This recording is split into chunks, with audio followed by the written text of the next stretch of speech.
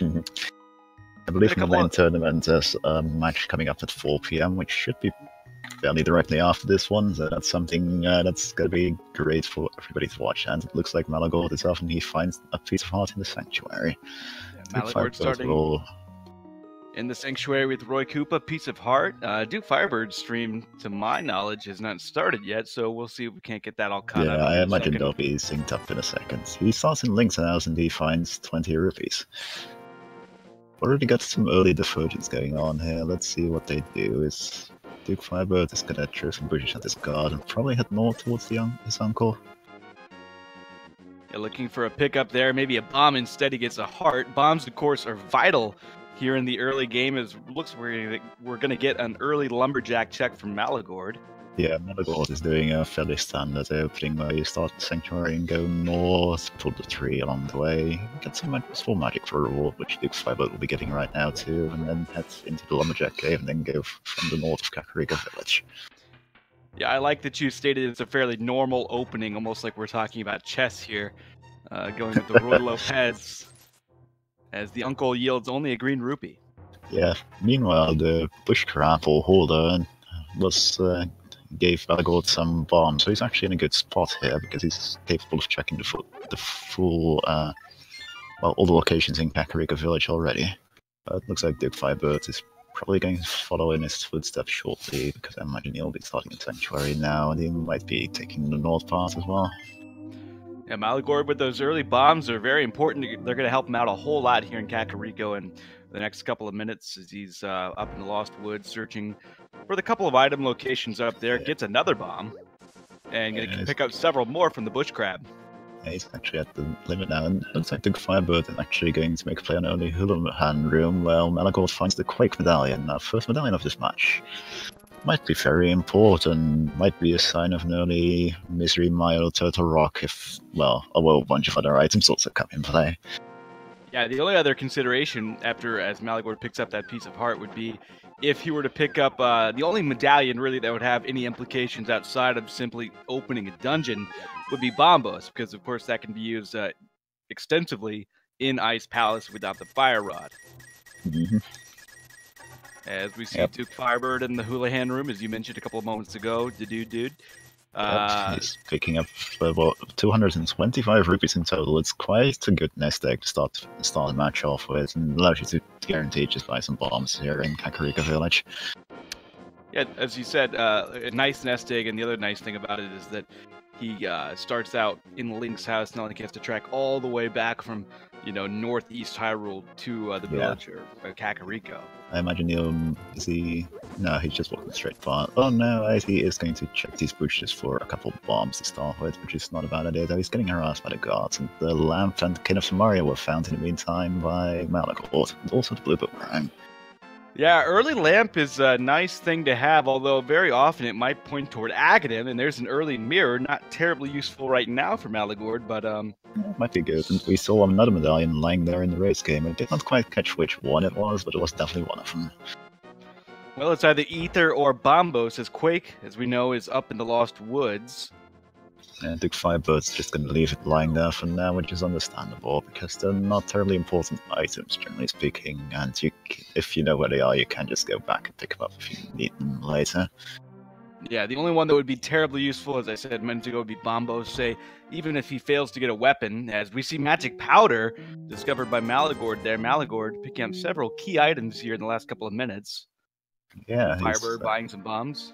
And the hammer, he could do an early magic patch check at this point, if he remembers to, because that's something you see people forget quite often, because it's not often that you can actually check that really early.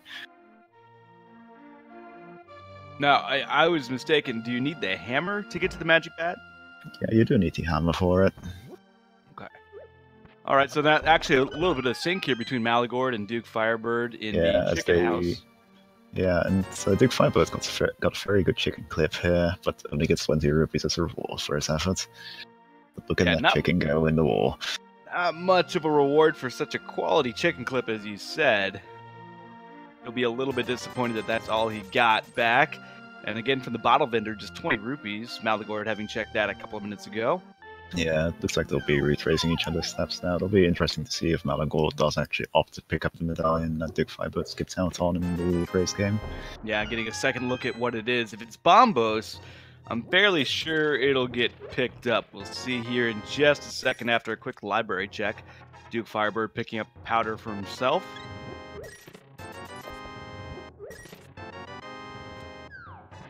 And here we go. The hammer. Both our runners already having the hammer. That's quite early. Ah, so they did pick up the hammer. Good eye on your part. Yep, it is Bombos. It does Bombos. And so it looks like Maligord is going to go ahead and pick that up. Yeah, it's really much understand it, because I didn't quite catch it, but if it's Bombos, it's more valuable than the other medallions, because in addition to opening up possibly Turtle Rock or Misery Maya, it might also be required to beat the Ice Palace in this particular seed. Yeah, and also, although they do have a couple of... having the hammer certainly makes it a little bit less valuable. To say it was their only weapon they had, that it could be useful in the mini Moldorm Cave, and a couple of other places like that. Of course, you do have to remember that to use any of the medallions, you do need to have a sword, because otherwise the game will just error out. That is a good point to make. Thank you for remembering that, as I had briefly forgotten. Yeah. And save and quit from Maligord back to Link's house to get the 20 rupee chest. On the other hand, they do both have one of my favorite weapons for actually doing the mini Moldorm Cave. It's the Cane of Samaria, which is really actually quite good at killing those. Yeah, being able to drop the blocks, pick them up, and toss them like bombs. Yeah, exactly. It's like a bomb, but more convenient. Of course, it doesn't quite kill them in a single hit, but it's a very nice little thing to have still. Regardless, Maligord's Pittsburgh making his way to the south of Hyrule. It's kind of checking the dam, only finding 20 rupees as a reward. Yeah, now DukeFireBird is continuing with the rest of the Northern Hyrule check. Soon to pick up his Quake, I imagine. Yeah, I wonder if he'll... Bombos. And I wonder if he'll... Nah, it looks like he will be checking Lumberjack Cave. A lot of people, when in this position, will just save and quit immediately after picking up that item and just leave the Lumberjack Cave for later, but... Looks like he wants to play it safe and make certain that he doesn't need to kill Aghanim. And we have a first map check. We've actually not got a green pendant desert, but we do have a blue pendant there. The green pendant is in Hera, and there was a crystal in Eastern Palace. Yeah, I believe it was Crystal 1. Could have been 7, but I think it was just Crystal 1 in the Eastern Palace, and Desert with that blue, and Tower of Hera with the green pendant. So a fairly normal-ish light world here. Yeah, it's only a little bit off of vanilla. In fact, I believe the red pendant is the normal one for Desert Palace.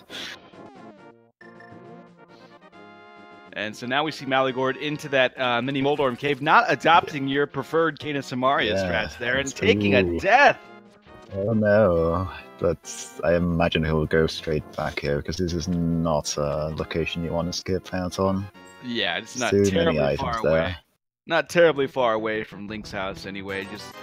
certainly inconvenient. Whatever small lead he'd established, maybe it looks like managing a bit. Yeah, it looks like instead he's opting to go into the escape with his hammer, and it is a really good weapon for killing guards there, at least. Yeah, he's got the hammer, he's got the lamp in case he decides to go further into the dark portion of the escape. So he's got enough items here to get through for sure, checking on the uncle. Mm-hmm.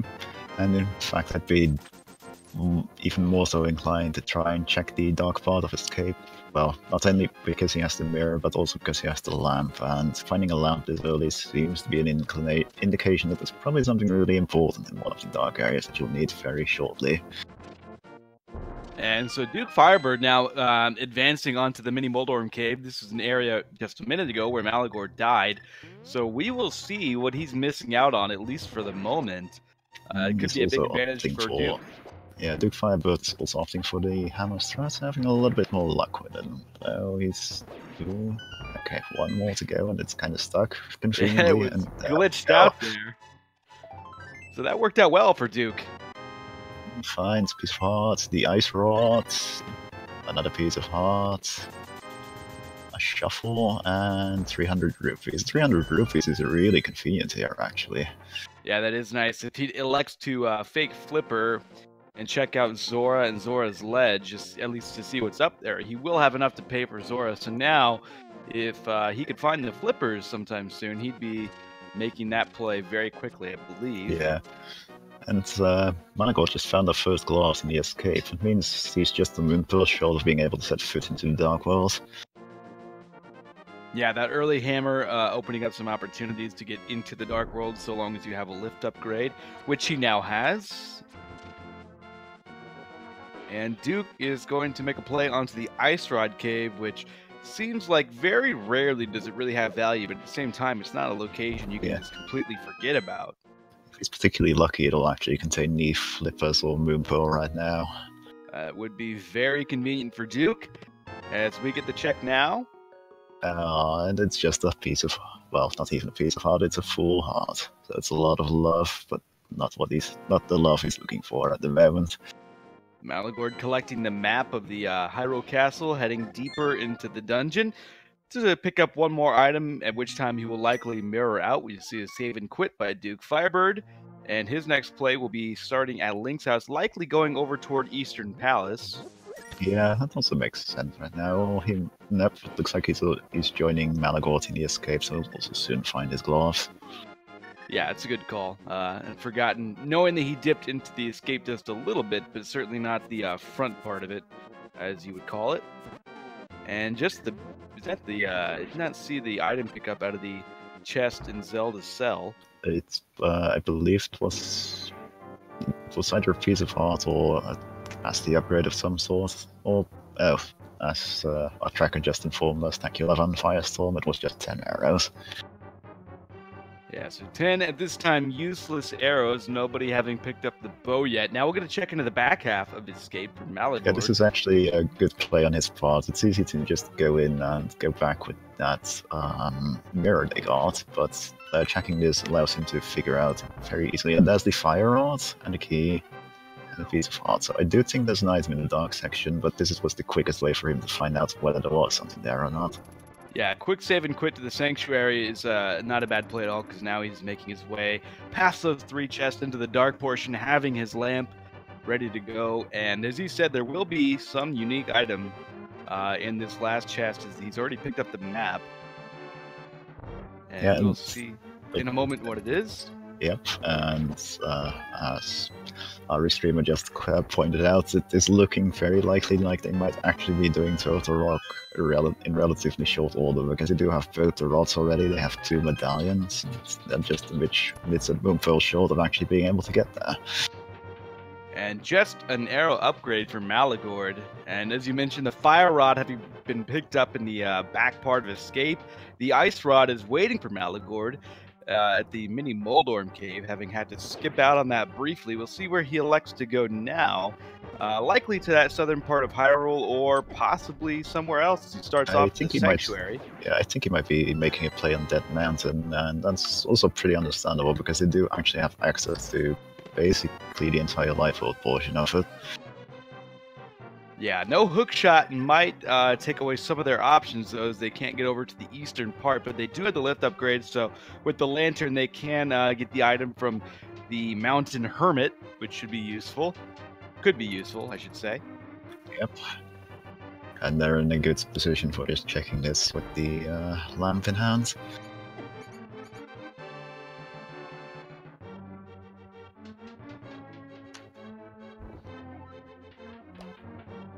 Maligord winding his way through the Death Mountain caverns there with the old man in tow, waiting to see what item he gets from there, as DukeFireBird taking a couple of untimely hits from the cobras down in the dungeon. A blue mail for Maligord.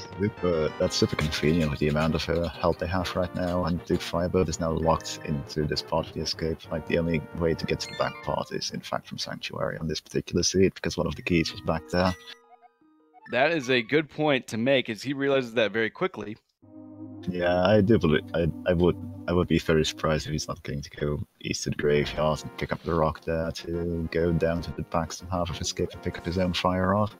And yeah, that looks like that's what he's doing. While Maligord makes his way up Spectacle Rock, and what's lying on top of there? It's 3 bombs.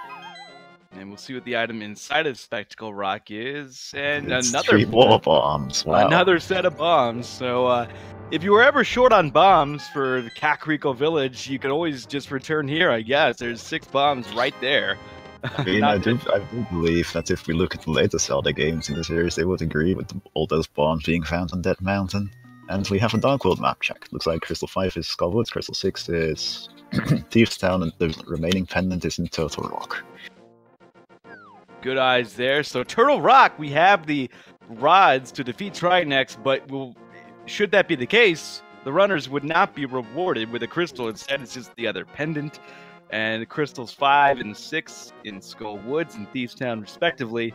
So a good map check there as we get a little bit more information. DukeFireBird going to be the first player to make a play over to Sahasrara and likely a trip into Eastern Palace as Maligord progressing further along in Death Mountain.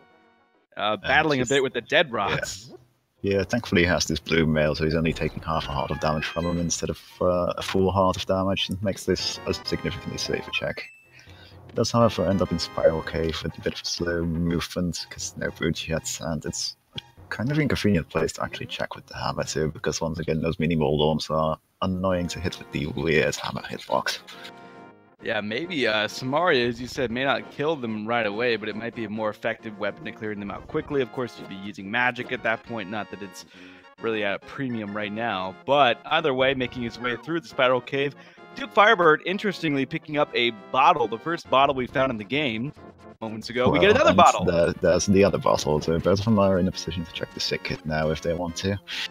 Yeah, good timing there for Maligord, and that one happens to be filled with some life potion, which could be helpful here in a bit if he finds himself in a jam. And Firebird making the play into Eastern Palace. Yeah, it's going to be interesting to see if he finds something there. I've actually had a really recent trend of any series I've been involved with from this side of things, whether I'm commentating or tracking, that they have the bow here, right here in the Eastern Palace. So let's see if this streak holds through here. And so Maligord is going to be checking out a lot of the chests here on East Death Mountain. I apologize, a moment ago you said that he'd be able to get a lot of Death Mountain done, and I was mistaken when I said that without the hook shot he wouldn't be able to get over to Eastern Death Mountain easily. And while it may not have been as conventional using the hammer does allow you to check all of it.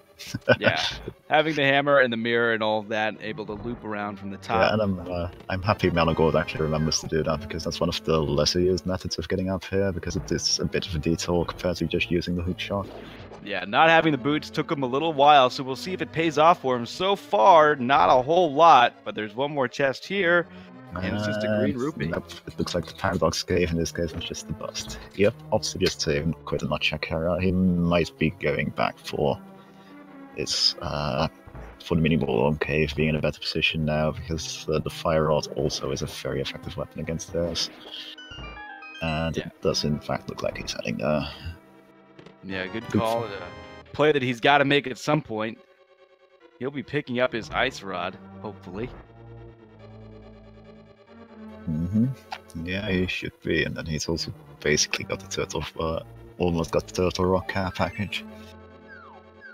And just a piece of heart there in Eastern Palace. So far, Eastern Palace hasn't really been paying off, but there's still one more chest you can check without the bow, and it could very well be the bow, though I'm personally sort of hoping it isn't, because it's getting kind of weird to constantly see a bow in Eastern Palace when I'm involved with these seeds. Yeah, it has been a common occurrence, it seems like, in the last couple of weeks I've been watching a lot of games. So now we finally get our mini Moldorm cave checked by Maligord after an untimely death there earlier, picking up the ice rod, a couple of health upgrades. Yeah, the shovel too, which has not been checked out yet by DukeFireBird. So that could be a nice routing decision for Maligord here to head back to Kakariko, cash in on the bottle, maybe consider the magic bat with the hammer and magic powder, and also, while he's there, doing the digging spot in the grove. And yeah, that's a good choice, DukeFireBird, just quickly picking up a health refill before continuing to try and get that button. And it looks like he'll have to do this the vanilla way by actually killing all the enemies and releasing all those anti-fairies. And he does have the magic powder, so this should turn out okay for him. Oh, he takes the hit! No, that's really unfortunate. He's like one step away from that chest that might very well have been the bow. And he's And gonna. he opts to just leave the dungeon, which isn't very understandable gamble. It's a very long track back to that, and the item he needs is much more likely to be somewhere else. Yeah, that's a good observation. I mean, it would be devastating if there was a progression item right there, but the chances of that are not very high. And he's going to take that gamble, starting out at the sanctuary, likely heading over Yeah, maybe to Death Mountain. I imagine he'll be going straight up that mountain. It'll be interesting to see if he actually goes into Tower of Hera. Meanwhile, digging was rewarded with just the net. Yeah, Maligord picking up that net, and yeah, not a terribly useful item unless you prefer Swaganim strats or anything like that. But you know, another safety item, which you can never discount that. Yeah, and they do have both the powder and the net in addition to a bottle already, so they are very capable of getting good refills and possibly extra safeties in the middle of dungeons at this point. And we see a little bit of a reversal here as DukeFireBird making his way up the mountain here in a moment after taking the old man back to his home, I suppose, his hole in the wall residence. Maligord dipping into Sahasrarla's residence at the same time. Yeah, so Maligord is about to pick up his second bottle while DukeFireBird just picked up the banana hat. Everybody loves the banana hat. Yeah, it really is a delightful mail. Of course, the red mail is more effective, but yeah, it does look great. The blue and yellow. It's a classic look. It's also nice because it's the only one of Link's outfits that isn't quite completely color matched, so it gives them a little bit more variety than usual. Agreed. So a check of the Spectacle Rock Cave, just again those 3 bombs on top, 3 bombs inside. DukeFireBird going to take the warp. We'll see. At the time, Maligord did not check Hera. Yes, that'll be interesting to see if DukeFireBird does decide to go in here. Well, Maligord is in fact going into Eastern Palace, so we'll hopefully shortly know what that final chest actually contains. And whether DukeFireBird missed out on anything. And Duke is maybe taking a good play here, considering Maligord did not elect to take this play, and he can completely clear Hera, and if he did, he would be rewarded with at least a green pendant. Yep, and that's also another extra item to check, which is very handy to have. Especially if he does need to go back to the Eastern Palace, he'll at least be able to hand that in along the way.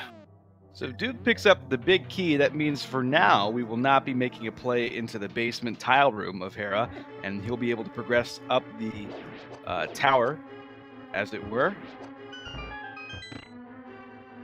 Yep. Yeah, the hammer is a very convenient item to have here, and it's also his only way of killing Moldorm right now, in fact, because Moldorm is only really affected by the hammer or the sword, as far as I know. Yeah, I think that's accurate. I've not seen a whole lot of other strats on actually any other strats on Moldorm, so those very well might be the only objects that he's vulnerable to. I gotta think that it seems like maybe a well-placed arrow shot or fire rod could hurt him, but I've never seen it, so as far as I know... I'm not certain if it actually does. I've never even tried, personally. Exactly, I've never seen anyone attempt it, so I'm sure that there is somebody out there who knows for certain, but I am not that person. So, unfortunately, we're left to speculate with the uninformed commentary, courtesy of myself. That was a very nice bomb jump on DukeFireBird's part.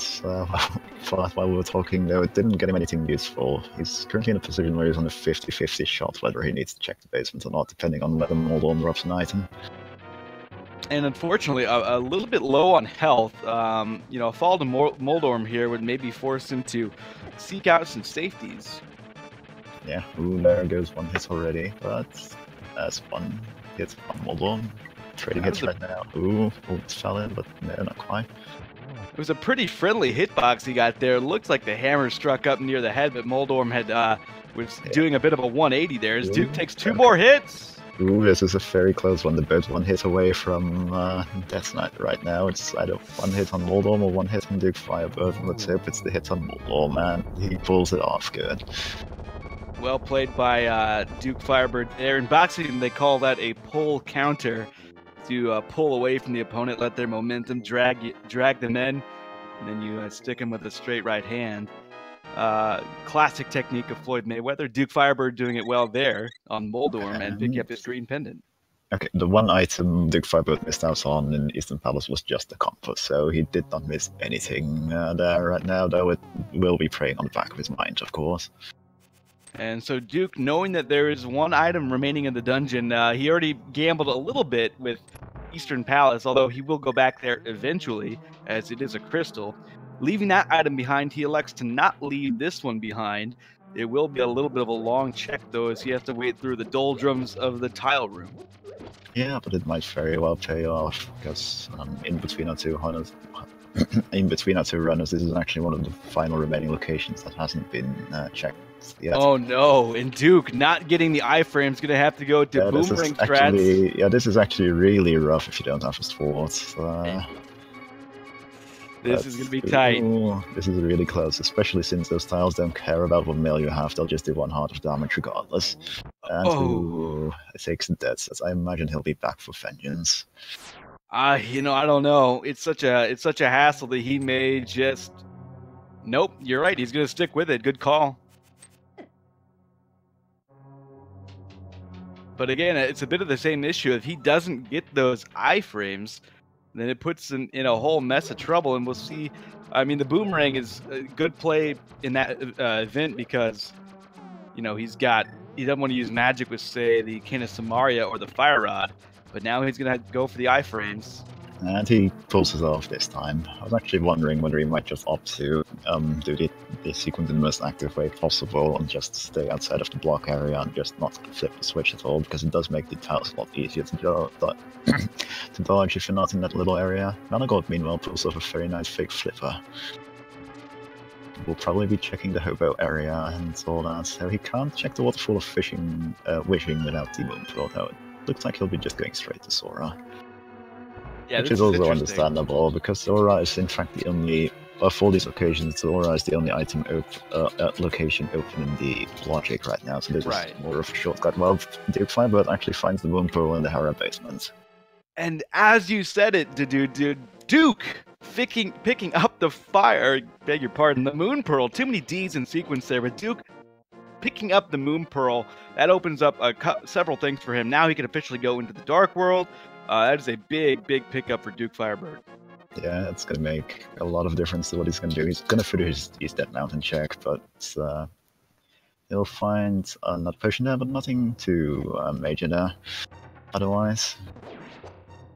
So, another good observation you had a couple of moments ago as Maligord goes to Zora. This is, in fact, in this area, the only thing that is not a sequence break, so it could have progression. It does not what Maligord was looking for. Yeah, no, those were instead some extremely expensive arrows.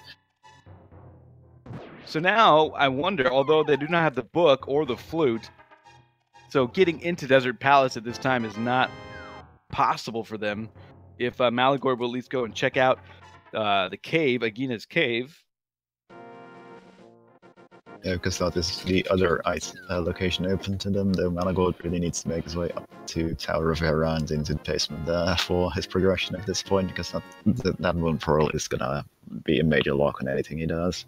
Yeah, that is not the trolliest location for the Moon Pearl, but given that it's behind Moldorm, it's in the tile room, it's not a crystal dungeon. It's understandable why a player might not prioritize making a play into Hera. Yeah.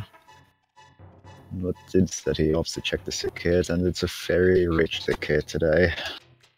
Yeah, that's a lot of money for a child to be giving away, although it's possible that Maligord not only showed him the bottle full of health, but gave it to him, in which case, you know, I think that's a reasonable amount to pay for full health. And it looks like Maligord is in fact going back to that mountain, so he must be making play on Hera at this point. Yeah, it seems reasonable, and it's obviously going to be the right play for him to make, picking up that Moon Pearl. If he, you know, goes through and defeats Moldorm, realizing that there'd be one more item remaining, it'll be a good play for him to make. Still no sword early on in this sea. We're about a half hour in now, and neither player has discovered the sword. So that is also something that's noteworthy. That's something I personally always enjoy seeing in these open mode seeds, because it's one of the things that really makes the mode different from the standard mode, and that you could possibly be stuck without a sword for a very long amount of time. The improvised tactics with items are very interesting to watch, in my opinion.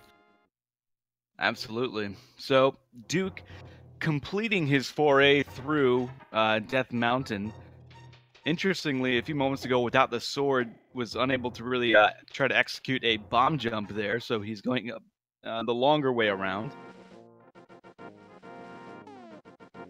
Yeah, that is definitely true. And it looks like DukeFireBird has now completed his final bit of the Dead Mountain check by checking what's on the floating island. Is now going to Sanctuary, and I imagine he'll make his way to Kakariko Village and go through the Dark World from there.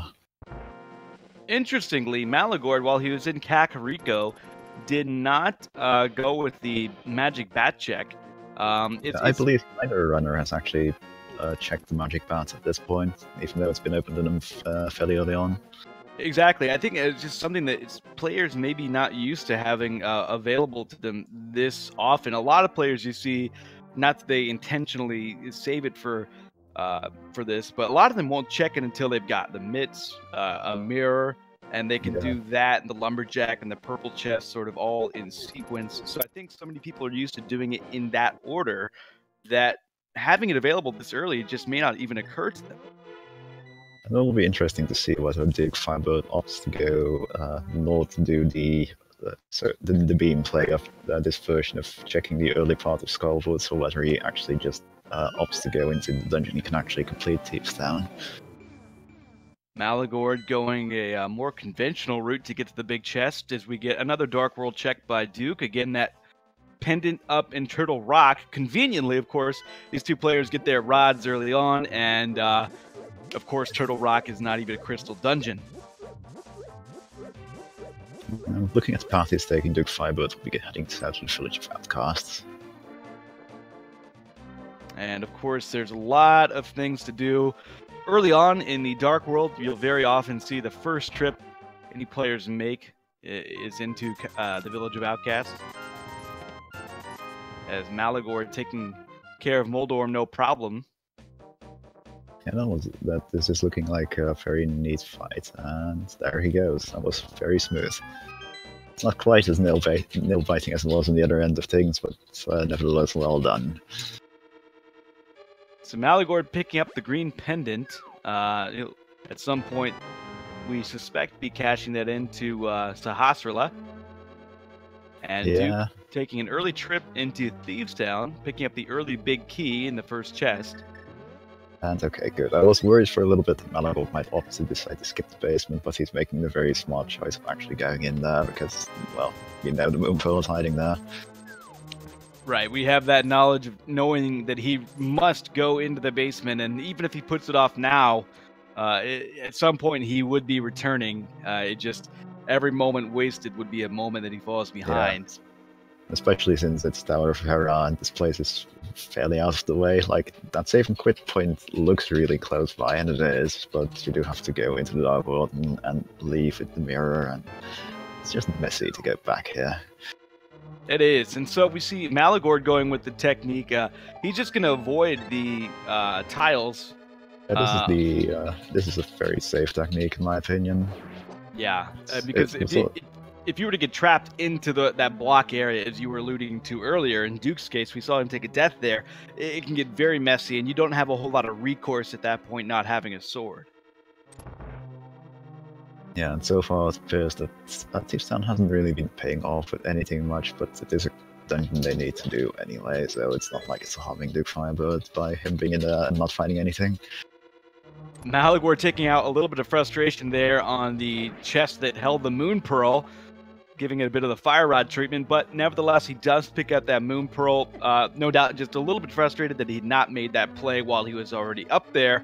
So falling a little bit behind in that regard, but so far, Duke has not really checked out a whole lot of locations aside from diving into Thieves Town here. So Maligord taking that trip over to the Village of Outcasts, likely going to be taking advantage of that portal north of the Village of Outcast and heading into the Dark World himself. Yeah, I wonder if he'll be checking more of the overworld first before diving into the dungeons, because that so far seems to be his tendency seems to be to avoid the dungeons until he absolutely has to do them, while DukeFireBird appears to be way more eager about just diving into the dungeon while he's there. And that might lead to some interesting divergence if the overworld actually pays off more this time around. And there's the boots. Oh my, those are a nice find, though they're not quite as good without a sword.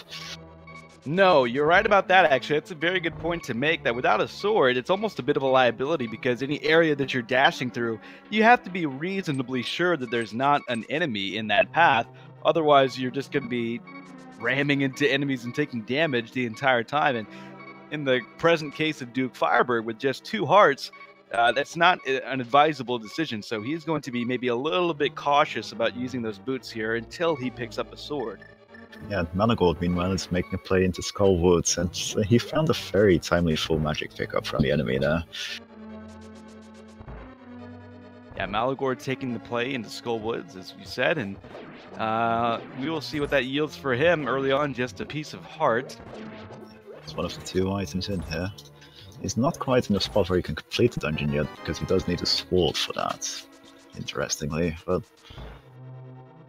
Yeah, that is a good point to make. Is similar to Aghanim, you do need a sword to slash open the vines that Mothula hides behind by a rumored sow.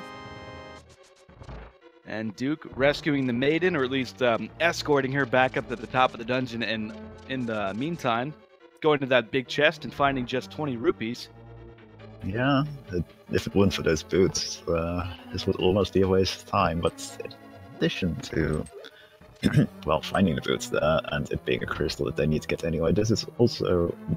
Thief's Stand along with Skull Woods are actually the 2 crystals they would need to unlock the Pyramid Ferry. And with how earlier that is technically available, they are just missing a sword after all. There might very well be something very important hiding there. And Duke gonna use that safety potion that he picked up on Death Mountain. This is a challenging fight here. The hitbox of the hammer, as we all know, is not as good as even the fighter's sword, and it's very inconsistent. But also, one of the strategies you see with blind is the fighters, or the runners, just kind of sticking that sword out and letting blind run into it. You can't do that as well with the hammer. Yep, this is a much trickier fight with the hammer. But it looks like he's switching to actually one of my favorite weapon skins, Blind Cane of Samaria. So it's getting close here. And he's the off. block! With another very nail-biting finish, much like his fight against Moldorm. He's truly keeping us on the edge of our seats here. It really is. You think at this point Duke is just looking for a sword. I think he's a little bit wary of having to use more unconventional methods to take down bosses. Gets a compass, I believe, from Blind, so it's cleared out Thieves Town. Gets the 6th crystal, which, as you mentioned, could be important later in terms of checking 2 more items held by the Pyramid Fairy. And so he'll do the rest of his exploration here in the Village of Outcasts, as Maligord is going to go deeper into Skull Woods. Now, I wonder, you mentioned a few minutes ago that he does need a sword to even get to Mothula. He's got more chests he can check, so we'll see if he makes the right decision to, at that time, call it quits here in Skull Woods. But yeah, because it is an easy thing to forget that you need that sword. Yeah, it's something I've forgotten about myself multiple times while playing this game, because how often does it happen that you go into Skull Woods and you still haven't found a sword? Yeah, it's pretty rare. I recall a scene a couple of weeks ago in a match between Ben and Christos Owen, where they actually took about an hour to find their first sword in that game. That must have... I actually missed that match. And there's our final medallion, by the way. The Eater medallion was just found in Seashade's house. So if DukeFireBird opts to go into the race game at some point after all, he's actually good for medallions for the rest of the game, and he won't even need to bother checking what the medallions required for Mizrumaya and Total Rock are. Maligord taking a death, although it may not have been completely unintentional. He does have the mirror. He did get the final chest there, from what I saw. It looks like he's actually trying to go west, which is unfortunate because he does not have the sword to actually get to Mothula. Yeah, and I don't think he's picked up the big key yet. I can't say for certain, but he is going to continue, and he's going to go and at least open up Skull Woods, maybe check out the pedestal while he's up there. No, actually, that is a good spot. Well, he doesn't have the book for the pedestal check, but there is actually one final chest he can actually check in here before, without having to go so much. So he might just be banking on that being the final item. You are correct. No book, so no pedestal check is even possible at this point. Sometimes the hype just gets the best of you, and you forget that there's a necessary item to even check it out. It looks like DukeFireBird is in fact opting to complete his medallion collection at this point. And there's the first sword hiding in Skullwoods right before you need a sword, and it looks like Maligord is going to just immediately make use of that and head to Mochila. Quite a brave decision, because he's not actually in that good a spot for doing this fight right now. Right, no half magic, but he does have nearly full magic, but still, I mean, it's pretty difficult to find yourself having completely restored your magic before you get to Mothula, having to go through that torch room. So we shall see. It is certainly a fight that would make me nervous. Maligord probably a more talented runner than I, so we'll see how he's able to do with it. It's like he's just taking care of the Gyptos quick, then switching to the lamp to conserve some magic for his fight with Mochila. It's very wise decisions overall, because this is a good way of conserving both his health and his magic. Meanwhile, Duke checking out the Light World cave just outside of that mirror location outside of the Grove, and it's got nothing worthwhile in it, so he'll forego that full piece of heart. Maligord going down to Mothula with a fighter sword, a fire rod. He does have a hammer, which I've seen some runners elect to use. I imagine he'll be trying his best with the fire rod to begin with, because it's a much safer weapon here. And it looks like he's just going for the fighter sword. This fighter sword does actually harm Mochila, though. Since it's half the strength of the master sword, it takes 16 total hits with the fighter, 16 regular slashes with the fighter sword to kill Mochila. And I believe Maligord does also have that red potion. Yeah, I do believe he hasn't had it. He might be using right now! Ooh, oh no, Maligord. Well, unfortunately, bit off a little bit more than he could chew there. We'll see what he chooses to do. And he's thinking about it. Looks like he's just going to go straight back into Mochila. Very, very brave decision. I'd be very tempted to just go, no, never mind. I'll leave this until I'm a little bit more prepared at this point. Yeah, this is a difficult thing to ask, because of course now he has not got hardly any magic, and we see a height cave dive by DukeFireBird. So far, it's a small piece of heart, a mushroom, full piece of heart, and a sword for Duke. That's going to give a bit of an advantage to DukeFireBird once he does get around to checking Skullwoods. That's very possible he'll actually kill Mochila before checking on that one chest that actually holds the sword there. Yeah, that's a good observation. If he does go into Skullwoods, it might be easier for him just to kill Moth before even checking that chest right there to the right of Maligord, as he's picked up by the Floormaster and diving right back in. There's several expressions I could say here. There's one, fortune favors the bold, but on the other side of it, they say discretion is the better part of valor. And you take your choice here. Is he being a bit foolhardy, or is he just being brave and heroic? Either way, it's a lot to ask. I'll go with fortune favoring the bold in this particular scenario. I like the positivity here as Maligord making his way back to Mothula, having to do battle here with the Gyptos, and so far he's losing that battle, taking a couple of hits, picking up a full magic refill. That was very timely once again. That's the second very timely magic refill, in fact, in fairly short order. Yeah, and so I expect he'll do his best to pick up little increments of health as he goes along to Mothula, but there's a strong chance this time that we see him use that red potion. He does have a powder for that anti-fairy orb. Not even sure what those are called. So to just answer Sentinel's question in chat, as for trolley items, looking at what they have right now and looking at what they need to do, I'm actually expecting a particularly trolley bow. Yeah, so far we know that Misery Mire is the flute required, flute locked, so they'll need that flute. Obviously need the bow. The hook shot is still missing.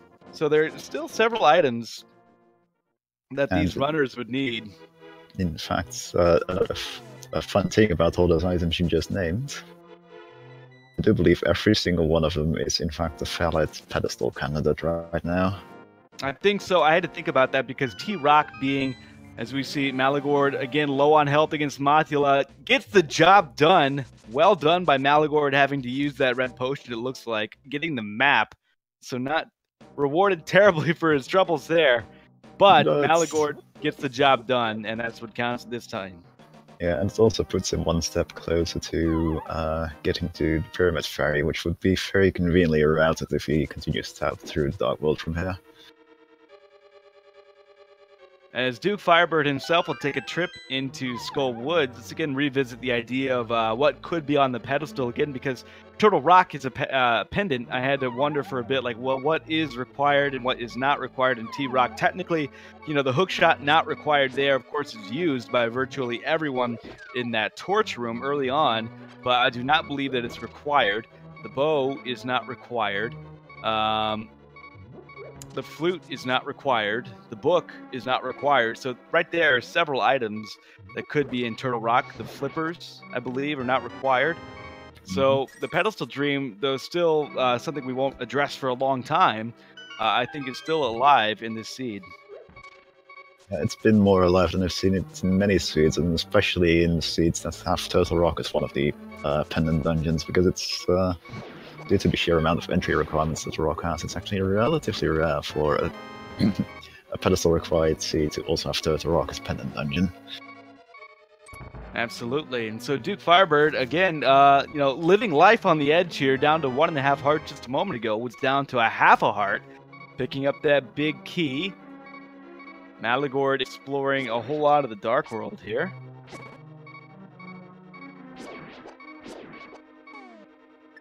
Yep.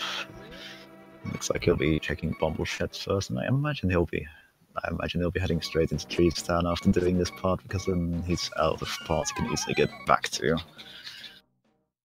Yeah, and that'll give him, should he explore Thieves Town and get through to the top of it there, he'll pick up those boots, which the boots do open up several locations, the Bonk Rocks up north, and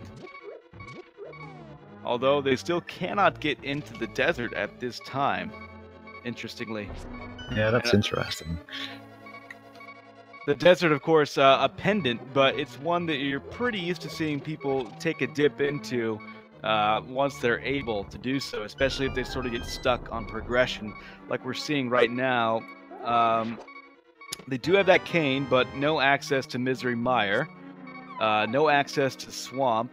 They do have access to Pod, but without the bow, unless the bow is one of those first 3 chests, then that sort of lowers their interest in going there. Yeah, I imagine there's plenty of other places they'll be checking before that. Yeah, Duke taking another death there in Skull Woods. Shouldn't be too much of an inconvenience, though, as he should be starting off very nearby.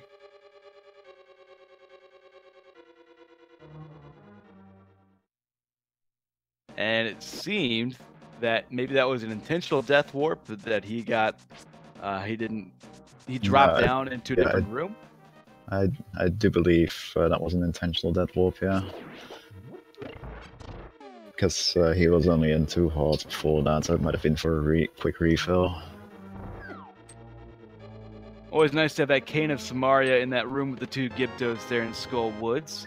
Yeah, it makes it so much easier. Yeah, take out so much of the mess and complication that room sometimes will give runners. So Maligord closing in on his boots in Thieves Town. It's interesting that they're at the end of the hallway with the enemies that are apparently called buzzers. I learned yesterday, though everybody thinks of them as like crickets or lizards or whatever. Because that is one of the hallways that's actually really much more convenient to do if you do have the boots. Right, just dashing right through them makes things a lot easier. Using the bow to free some of those enemies there. It does look like DukeFireBird will be heading to Muchler first before checking the chest that will have his Master Sword, though that's going to be a little unfortunate for him, and he's probably going to be a little bit annoyed at himself if he does beat Muchler right now. But it's an understandable choice to make. This is the slightly quicker route to take. At least under normal circumstances. And Duke wisely using that powder there to restore his health fully before Mothula. Will have limited magic though, so not going to get a whole lot of use out of the Fire Rod. Yeah, it'll be interesting to see what he opts for. He does switch to the Fire Rod, and he's looking at the magic meter. He'll have about 4 shots, so about half Mod's HP if all the shots count.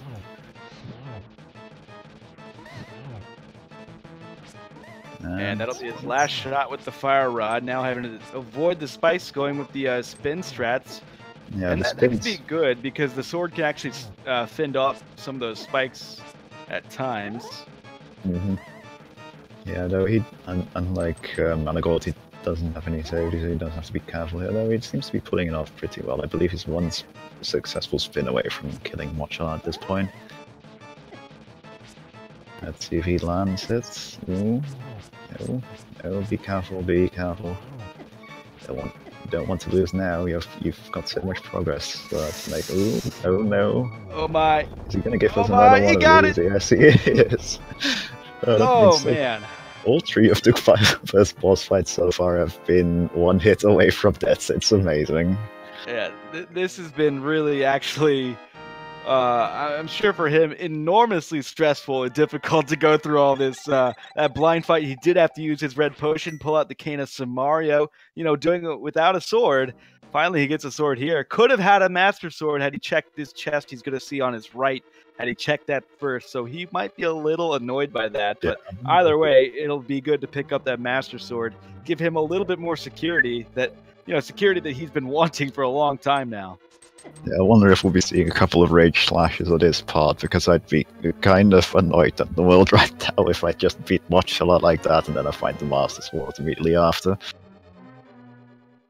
Yeah, no rage slashes, so at least for the moment he's containing that rage at least a little bit. But Duke, having completed now Thieves Town and Skull Woods, we'll see what his next play is. Again, so another important thing they're missing right now are the Titans mids. And now he's going to go back and check out that big chest. I'm not sure. Oh, no, I beg your pardon. He's just going to exit out of the dungeon. Never mind me. Yeah, no, he has both the items in the dungeon at this point. He has no reason to check any chests he might have skipped. So, yeah. Like, it'll be interesting to see. I could see him going for the north part of the Dark World at this point.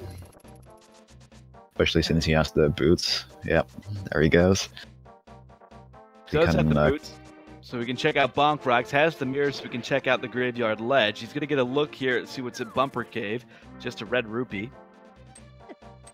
Oh no, watch out for those Dactyls.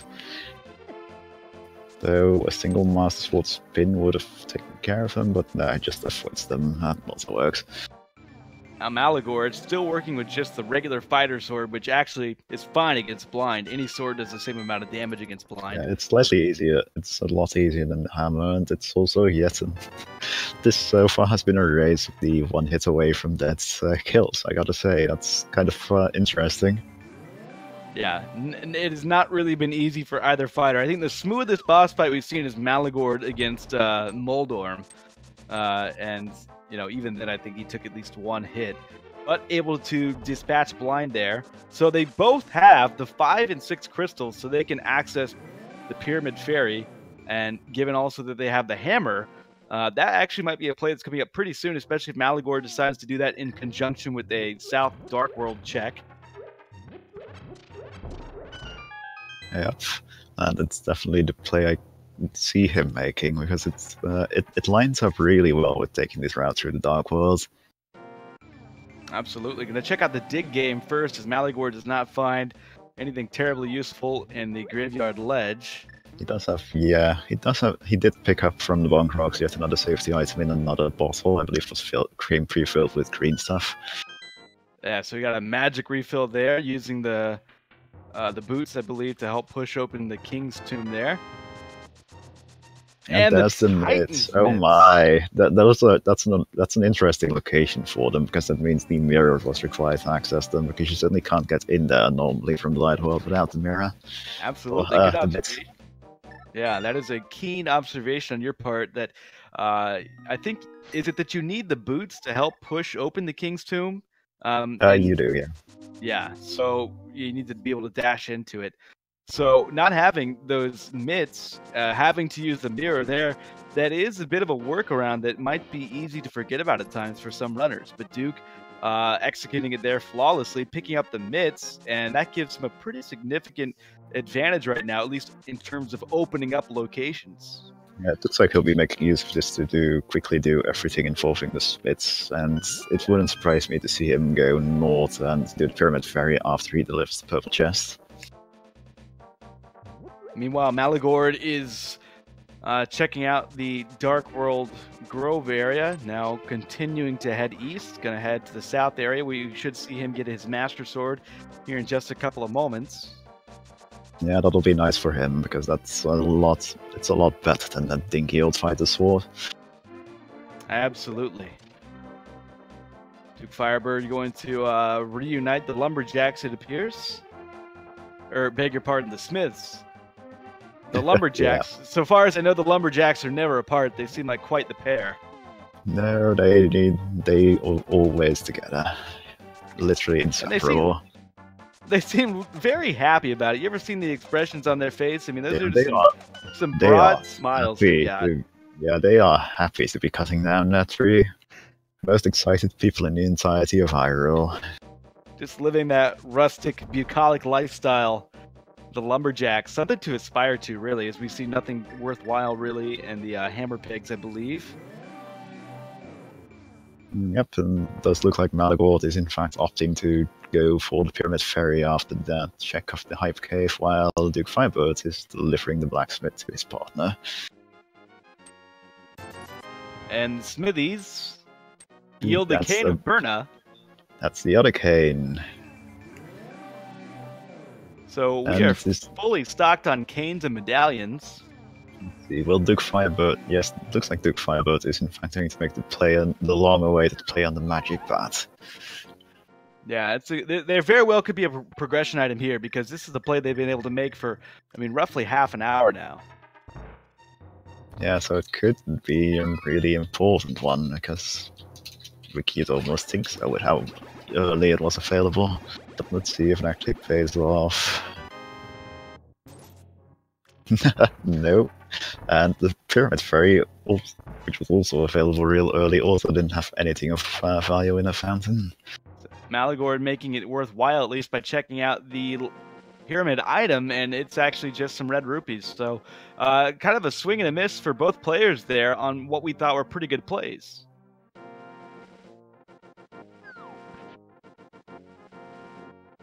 DukeFireBird going to make the long walk around here in the Light World to the southern part near the entrance of the desert to drop off the lunchbox. Well, Maligord can, while in this area, mirror back to the Light World to quickly hand in that mushroom. And it looks like he's opting to do so. Yeah, that mushroom that was discovered, I believe, in Hype Cave just a few moments ago by Maligord.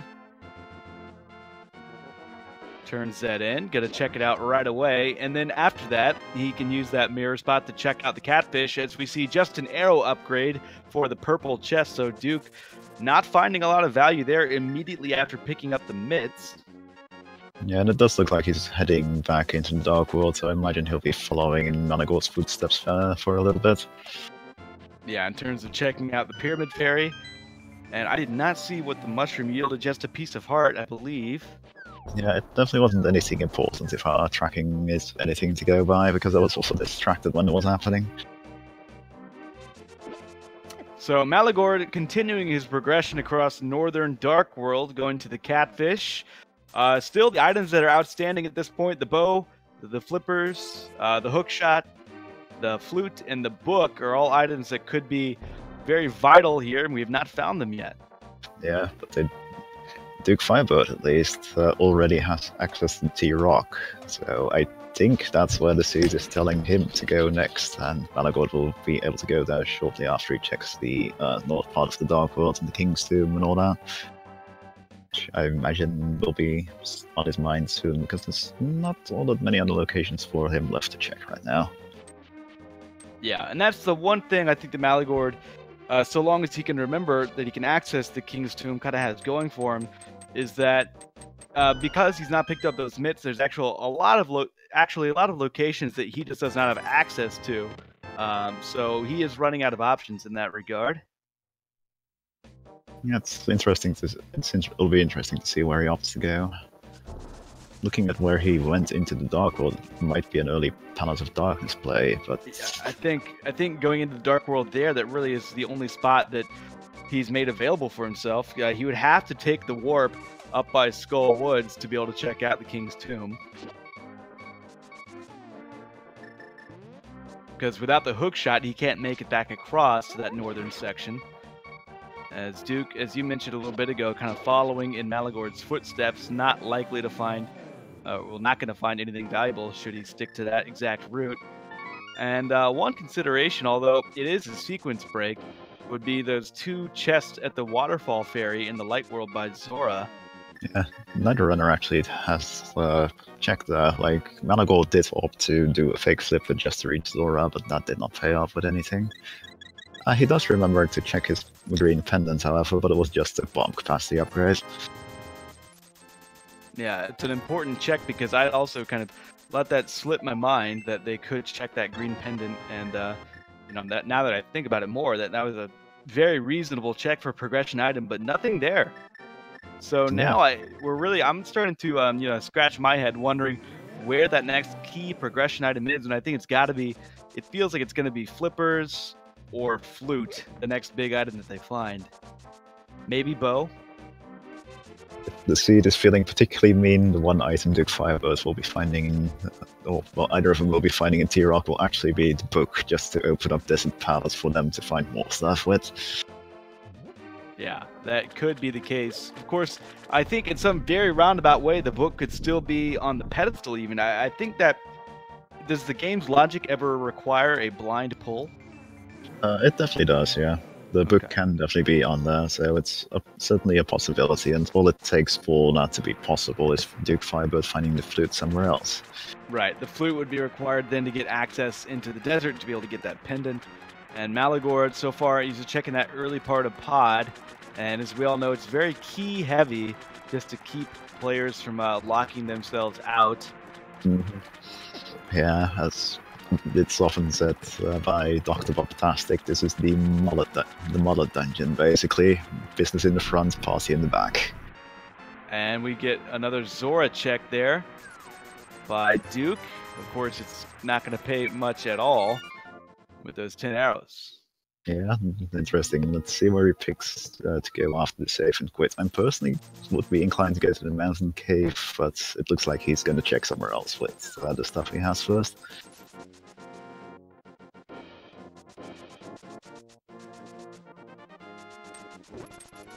But in the meantime, Maligord, with his lamp thankfully in hand, is checking through the Palace of Darkness. So far, nothing really, but who knows, there might be something here. Technically, according to the logic, of course, these parts of the dungeon aren't supposed to be accessible yet, but that doesn't stop it from being a good idea to check on while he's here. These are going to be the final 2 chests he can check in here, however, since this part doesn't have any keys in it. Just 20 more rupees, and just 1 more chest left to go. And just a piece of heart, so it looks... Oh no, wait, there's still the back chest left to go. And in the big chest we find the compass, so sadly the Palace of Darkness play was a bust. Looks like DukeFireBird will actually be making the same play, surprisingly. It almost makes me wonder if he forgot that he actually picks up those mids, were it not for the fact that he delivered the smiths not so long ago.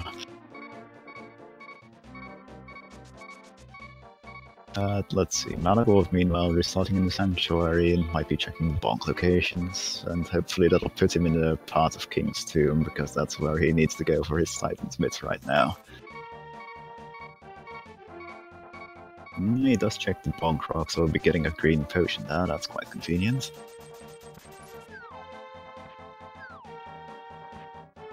Yep, there he goes. And will he be heading to the Western Dark World entrance and heading to King's Tomb is now the question. I certainly hope he does. Because we all want an exciting race, don't we?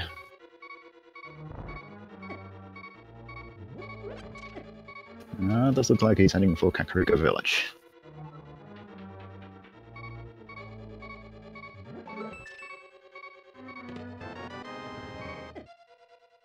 Regardless of we're seeing our runners retreat each other's paths for a little bit, I would like to make a quick shout out to both DukeFireBird and Maligord. Give them a follow if you can, people. They are doing this for your entertainment. And I'd also like to thank our lovely tracker Lavan Firestorm and, of course, our restreamer Citadel.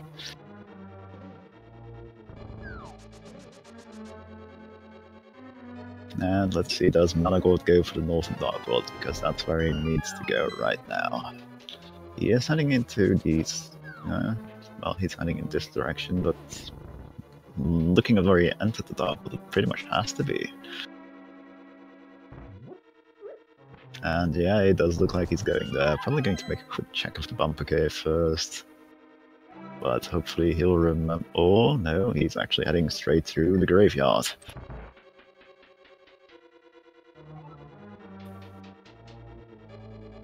And welcome back.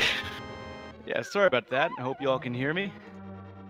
Well, I can hear you at the very least, so I hope our viewers can also do so. You did not miss much in the intervening time, at least. Maligord finished checking the Palace of Darkness and did not find anything of worth in there, while DukeFireBird is in fact also now checking the Palace of Darkness, so they've been kind of just retreating each other's steps. Alright, well, glad to hear that I didn't miss much, but I'm not happy to hear, at least for the runner's sake, that not much has been found. It looks like still to this point that Maligord has not discovered those Titan's myths, but he might be doing that right now, which will be great news for him in terms of catching up to Duke.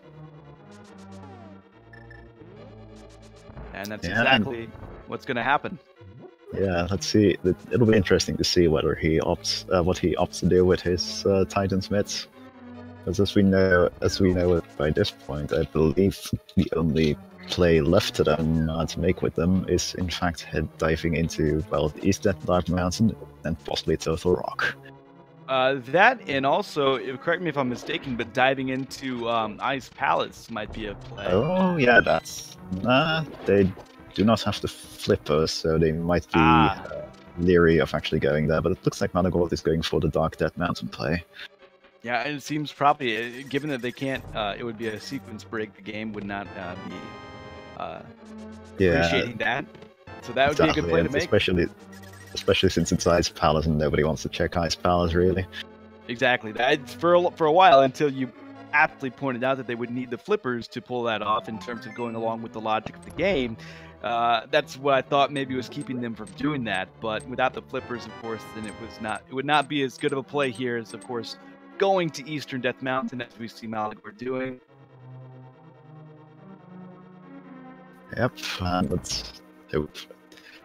if he's lucky, the actual London part will pay off, but we've had this fire rot and this iron rot and all that other stuff for so long at this point, you almost think that we're going to see another very classic scenario of Bow or something similar on Trinex.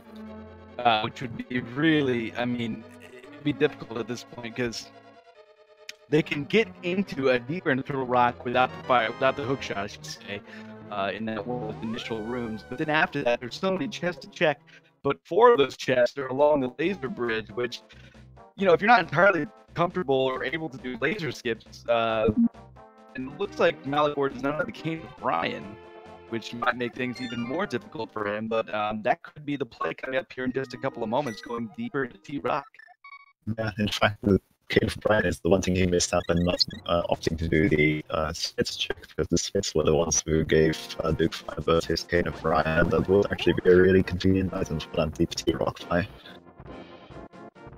So now we see the Super Body check. Silver arrows for Maligord. That's handy, but without the bow, they're completely useless.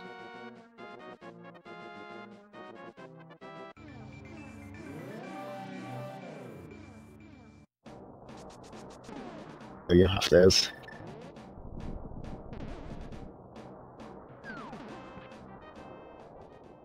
So now Duke also on Dark Mountain going for the Spike Cave, which is only now open to him after having picked up his cane. Maligord remembers that he can actually check this one chest with boots, so he only gets 10 regular arrows for his effort.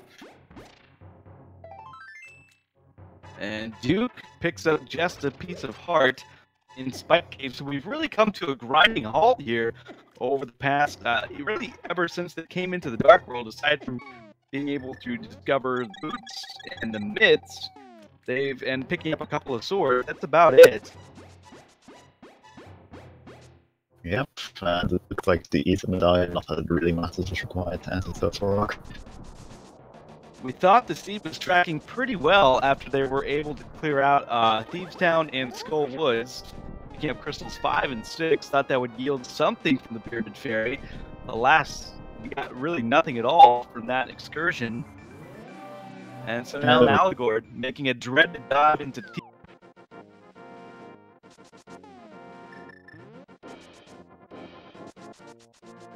Let's hope it pays off for him, because nobody wants to make the OT Total Rock play, but everybody else sometimes has to.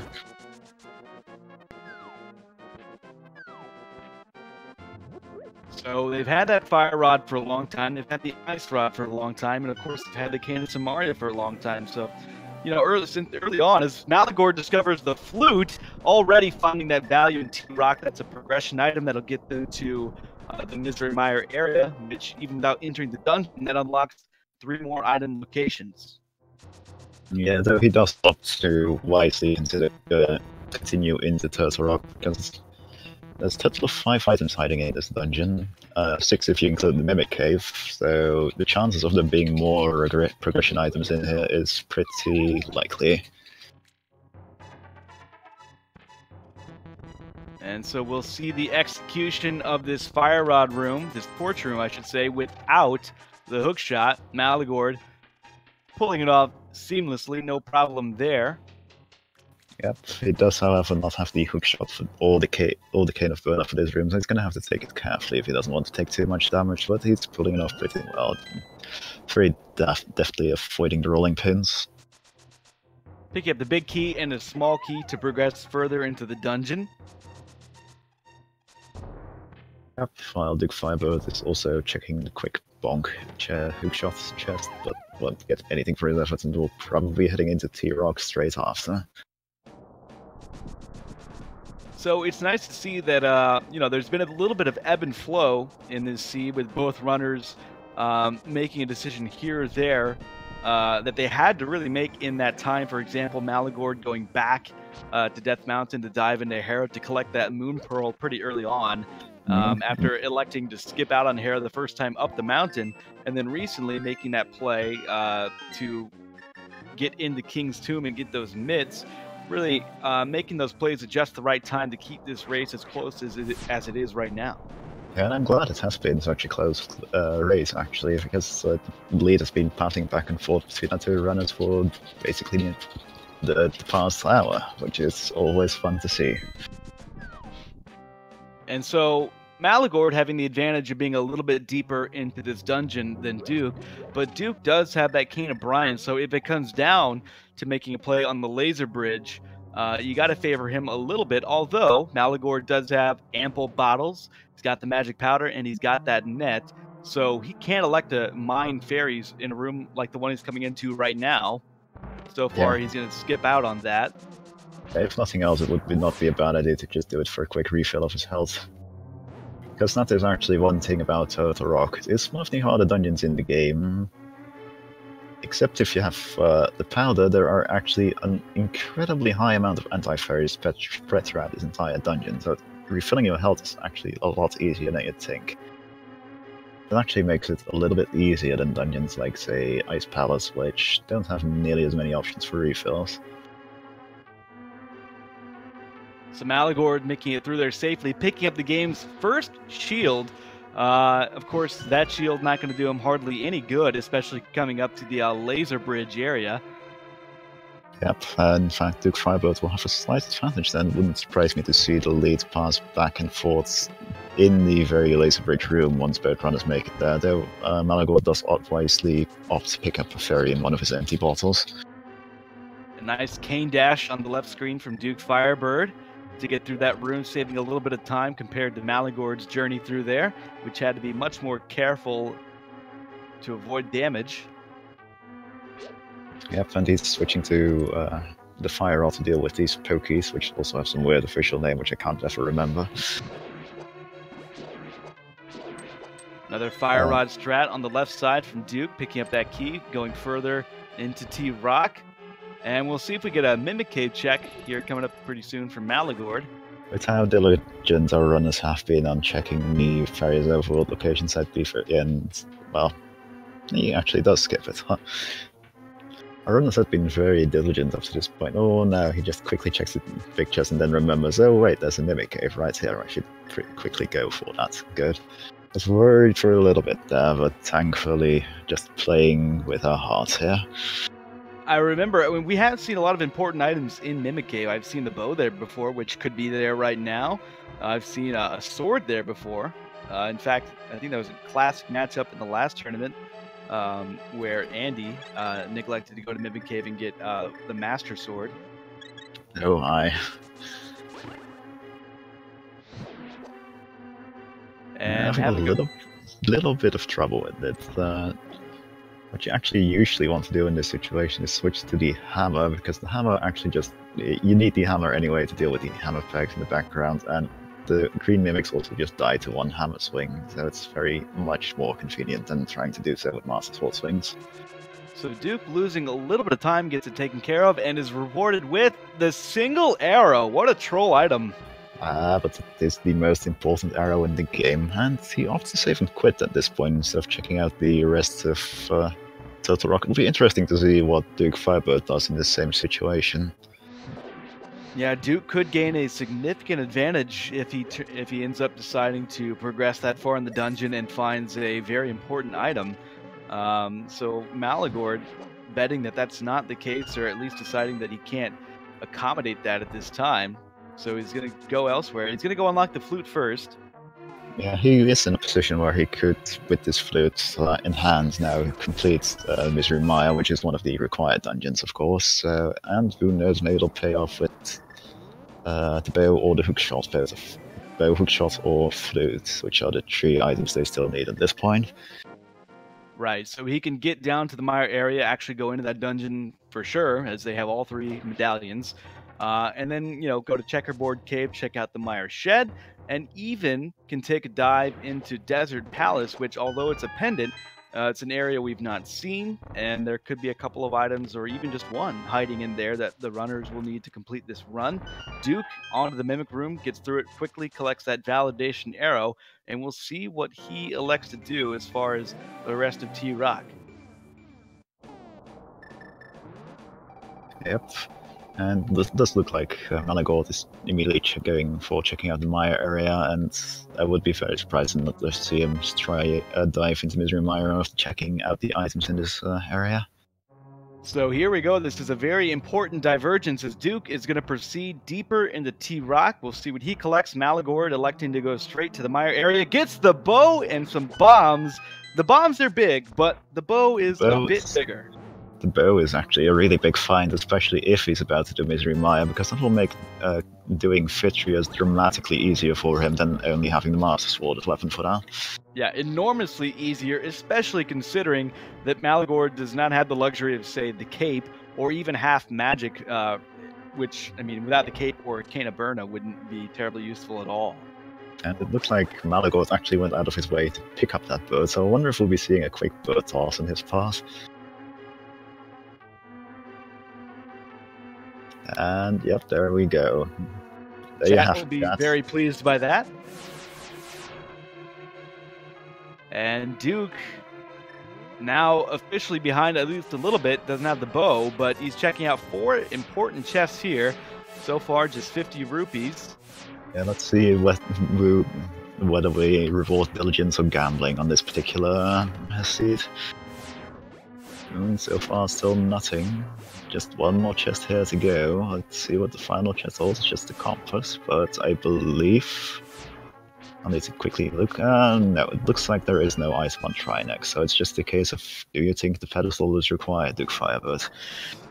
Ooh, it still could be. It still could have the hook shot, and I think the flippers could be there as well as the book, actually. So it'd be certainly a bit of a gamble. I don't think the odds tilt in that favor, but. And of course, he leaves T-Rock, so not electing to go with that line of thinking. He might be going with it. This is a very convenient little room to get a quick refill, but no, looking at the save and quit, he isn't going for that, and I don't really blame him.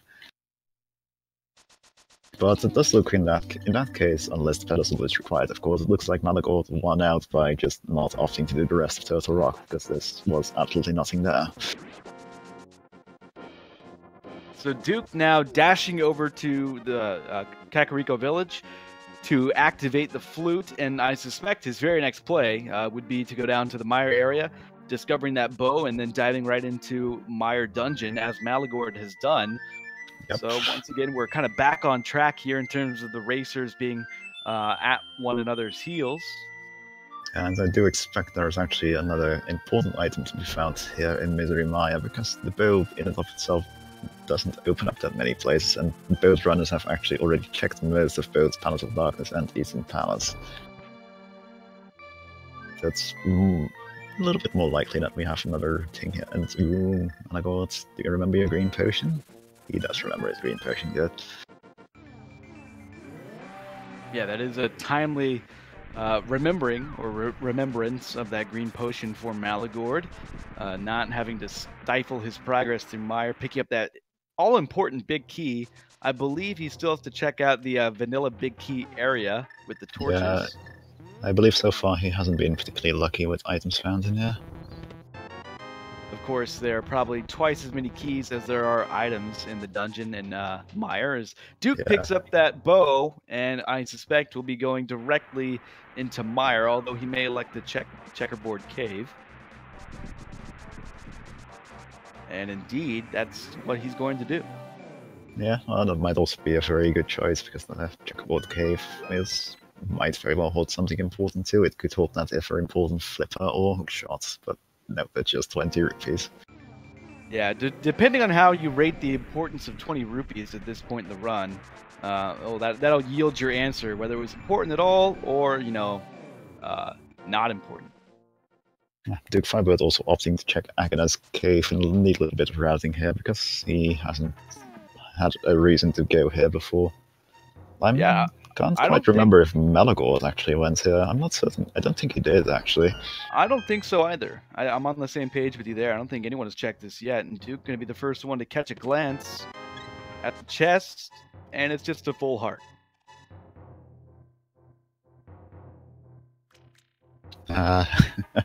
That's a little disappointing, but I expect, looking at everything he's done so far, I expect his next thing will just be to go right into Misery Mire. Yeah, that appears to be the play, as Maligord has fully cleared out, I believe, maybe not, the front portion here of the dungeon. Yeah, he just needs to check the big key, the big chest here.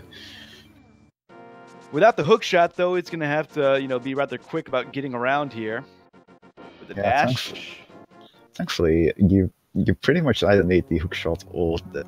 Well, speaking of the hook shot. Speaking of which, the hook shot is in the big chest of Misery Mire. So now we are just one item away from Gomo with the flippers. Both items have been discovered here, though, in Misery Mire. So there's nothing else to get here. Short of... I have to say, of the two items to find that they still needed for Gomo, the hook shot is actually a significantly better one, because it means they will both be able to just go mode both Ice Palace and Swamp Palace. There's just nothing left. There's no reason for them to check any of the other places there. Well, barring maybe wanting a sword upgrade.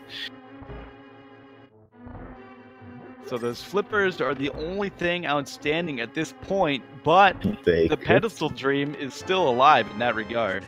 Yep, they could very well be on the pedestal, and we're actually quickly running out of locations that are the pedestal for them, though they could just be lying here in Desert Palace, which is what DukeFireBird is checking at the moment. Yeah, interesting call by Duke to check out the Pendant Dungeon Desert before diving into Mire after having picked up that bow.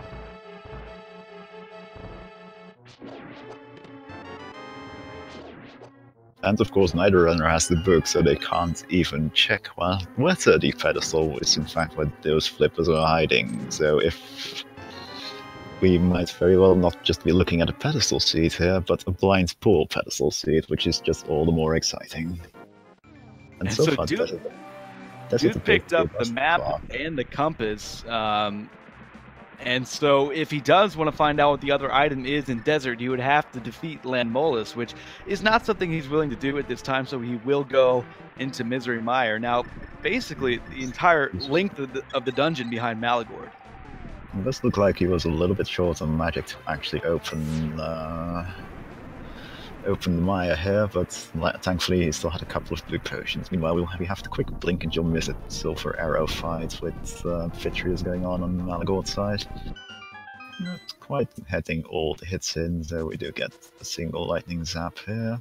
The second one, but that's okay. Still got a nice lead, at least for the moment, over DukeFireBird. So Maligord defeating Vitrius, picking up the map. The only thing remaining in Misery Mire, picks up the crystal, and we'll see what his next play is. He might elect to stick around and check out Desert, though as we just saw from Duke, unless you're willing to go all the way to Landmolus, there's not anything terribly useful before that. Yeah, so it'll be interesting to see. It does look like he's making his way towards the desert, looking at how he's moving, because he's not just straight mirroring, but, oh, right, he never checked the checkerboard cave, so he might just be checking that and then opting to flew towards the Eastern Palace / Palace of Darkness area. And we will get the answer to our question whether or not he checked out Agina's cave already here in just a moment. Of course, if he does, he won't be given hardly anything. I mean, it's a full heart, but at this stage of the game, it's not important. And it does look like he'll be heading towards Agina's cave, and looking at the fact that he just left his Darkwood portal lying there, he's not interested in checking the Desert Palace.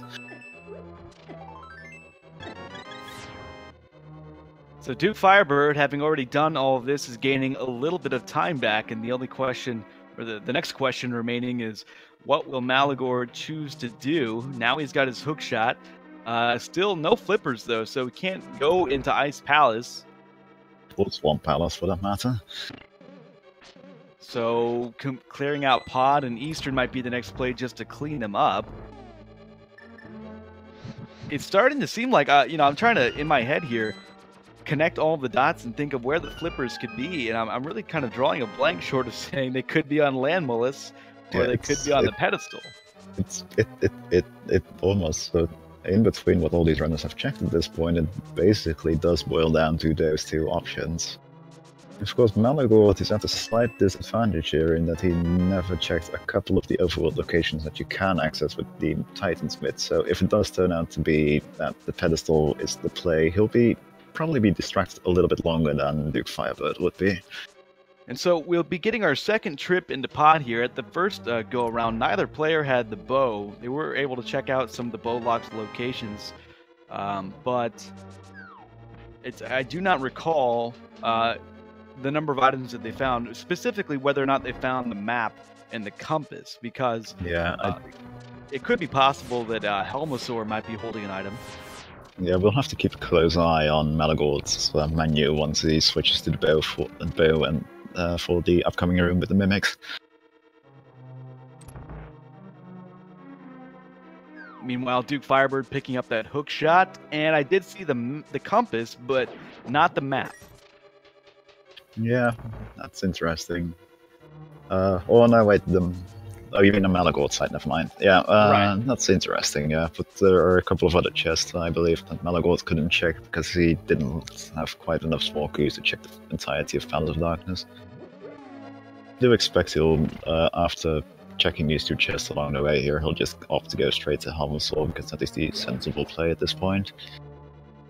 Yeah, we will get some clarity on what else is in Pod here in due time. There's no chance that he's going to elect to leave. It's a crystal dungeon.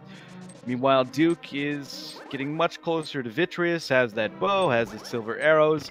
So that should be a relatively easy fight for him in a run, which so far, I think, of all the bosses he's defeated here, pretty much all of them, in fact, have really come down to the wire in terms of health. Nearly was one hit away from dying at Moldorm. Same with Mothula and Blind. Yeah, but I expect we'll see different results, and the chat will not be able to hear the wonderful beeping for once on this fight, because it's Silver Arrow Victorious, which is a relatively safe one compared to the boss fight so far. Yeah, it's not always the case that you struggle with Mothula, Blind, and Moldorm, but Vitreous is an easy ask in the same run. Yep. But it's just been that kind of seed. It actually took quite a while before they got proper offensive capabilities, but he does pull off Vitreous very neatly, a nice zero cycle. And Maligord, winding his way through the Palace of Darkness, has that lantern. They've had it for a long time, but of course it's just a lovely thing to have when you get into this upcoming turtle room. It sure is. This turtle room is no fun in the dark, I can tell you that much. I've successfully done it a couple of times, usually just by able to either brute force my way through it or just having the fire or to be able to light those 2 torches, but... Yeah, I believe having also bombos is a nice thing to have in that room if you can get the turtles onto their backs, and yep. I think you can defeat them that way. It's interesting to know that Ether actually works just as well for that and is slightly quicker to do. So if you ever find yourself in that situation where you're in the dark there, but you have both Bombos and Ether, opt for Ether. It's slightly quicker. That's a good point to make. Thanks for the educational moment there. Let's see, we're seeing our first blind kill, and DukeFireBird appears to once again be following Maligord's footsteps, also opting to go straight into Palace of Darkness and probably mirroring off to the Eastern Palace shortly after that. We'll see if he can get the Silver Arrow shot, and this is the first, but got the second, as you were saying, and that'll do it for Helmasaur and the Palace of Darkness as far as Maligord is concerned. The flippers! The flippers! So going into Palace of Darkness and finishing off Helmasaur was the right play. Maligord is now officially in go mode, just having to quickly make his way through Eastern Palace, Swamp Palace, and Ice Palace. Neither of which should be too difficult. And you know, all things considered, that actually works out really, really well, because of all the dungeons that you want to have for go mode, Ice Palace and Swamp Palace rank right up there. Yeah, it'll be interesting to see how many of the extra chests those runners opt to check in the hopes of probably finding a better sword than the Master Sword. So Maligord going into go mode at about 131, a little bit after that, 131.10 or so. We'll have to keep an eye on the timer of DukeFireBird and see how long it takes him to get those flippers. Is that sort of the margin at this point now that we have one player in go mode? Mm-hmm. Yeah, I do believe the gap between the 2 runners will be about a minute to a minute and a half, looking at where they've been going. So that's close enough that it can easily be made up for by all kinds of things happening. Certainly. I mean, very close race, and they'll both, once Duke, not to jinx them or anything, but once he successfully makes it through here, defeats Helmasaur into go mode, at that point, it's just a matter of getting down a couple of the better go mode dungeons in Ice and Swamp, finishing off Eastern as we see Maligord doing right now. So still a lot to be decided in terms of execution and how close this race is going to be. Yep. It sure is. If they're particularly lucky, of course, they'll find a nice ward upgrade on one of the bosses they have to kill. That'll make everything a lot easier for both of them, but for the purposes of our race, it would actually be a lot more exciting if Maligord were to not find a sword upgrade while DukeFireBird does, because that'll make things a lot closer leading up to Ganon.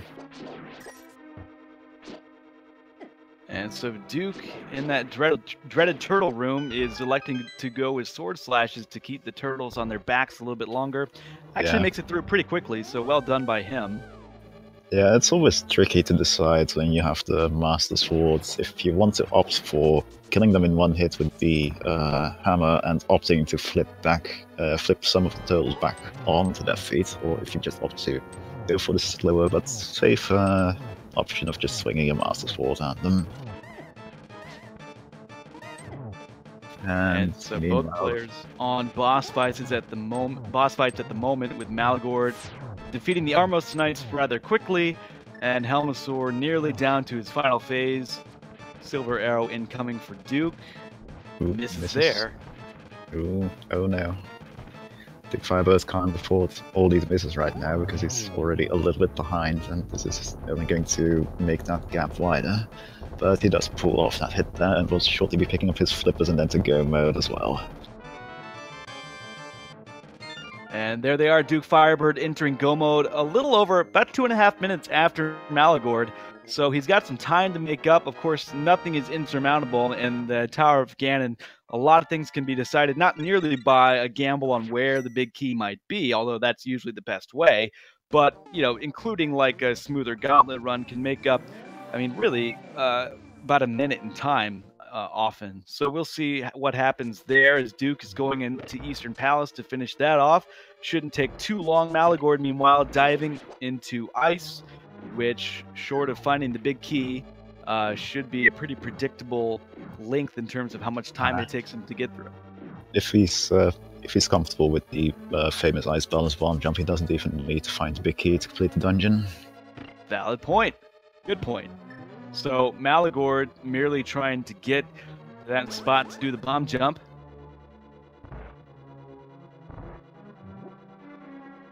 But it does look like he's opting to check an absolute minimum amount of chests, not even opting to clear the rooms out of here, because that is a relatively quick chest to check for a possible tempered sword, but I guess he doesn't like. He'd rather to just trust in his own execution and take the gamble on possibly finding a sword upgrade. Not quite getting the bomb throw, bomb jump, bomb throw switch trigger there, but he passes nicely. Yeah, as you were saying, really the only item that either of these players would want now at this time would be a sword upgrade. Getting the tempered sword would make the Ganon fight a little bit easier in terms of getting to that third and fourth phase more quickly. Ooh, that wasn't very nice fairy drop, a little bit of a refill right there, because you do want to be in good health throughout this dungeon, because everything in here hits quite hard. Even with the blue mail, getting a little bit trolled by the spikes, but because this room is actually really annoying to navigate to, with the floor that just keeps shifting position and all that. Okay. He does realize that this switch is the wrong way around for doing the Ice Palace bomb jump, and he does need to do that if he doesn't want to check any chests. Meanwhile, taking a hit from the spikes, losing just a little bit of time. We'll see how well he's able to pull off this bomb jump. Yeah, I think he's got it. Yep, he got it in one try. Very well done. And ooh, oh, I hope he can get it in one try again. He was pretty good at setting it up this time. I think he's got it again. Yep, there we go. Perfect. Yeah, well done by Maligord there, not getting tilted after that untimely fall. Nice composure, setting up the bomb jump, taking his time, making sure he gets it just right. Yeah, it looked like he had a very specific way he sets it up, which apparently works really well for him. DukeFireBird, meanwhile, is going to make it hard for us to check which of the runners is in the lead, because he's going to clear Swamp Palace first.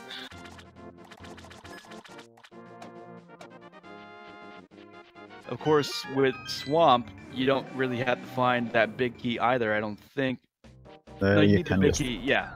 No, you don't actually need the big key for Swamp either. Swamp just needs 4 keys. It's no, in the vanilla game, it requires the big key because you need the hook shot from its big chest, but it's also been designed around you just needing that big key.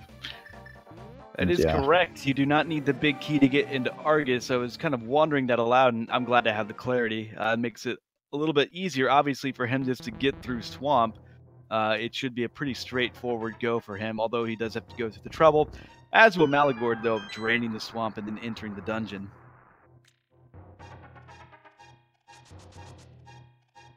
And Maligord definitely not opting to check any chests. He didn't even check the 2 freeze-all chests in the one upstairs room, because that's one a lot of runners often check, because it's a very quick and on-the-way check for this particular dungeon. Maligord going with the slightly more secure strategy here to use bombos instead of using the fire rod to take down. And I think that's a very smart choice with the Master Sword as your weapon, because the Fire Rod does gold sword damage on these puffs, so 4 Fire Rod shots will kill one. While the Master Sword does significantly less than that, though he's opting for Master Sword spins and a little bit of slashing. There we go. I think he's got this in the bag though. Like, just one puff left, that means the fight is basically over. And yeah, there we go. There we go. He's got it. Nice. Maligord doing well there to size up the risk-reward proposition of, being aggressive and taking down that one puff. Took one hit from the ice crystal falling from the ceiling, but none of it was enough to subdue him. Defeating Cold Stare, having only Swamp Palace left until he can head up to Death Mountain and Ganon's Tower. And DukeFireBird, meanwhile, making his way through the Swamp Palace. Also, as expected, skipping out on all the chests in here.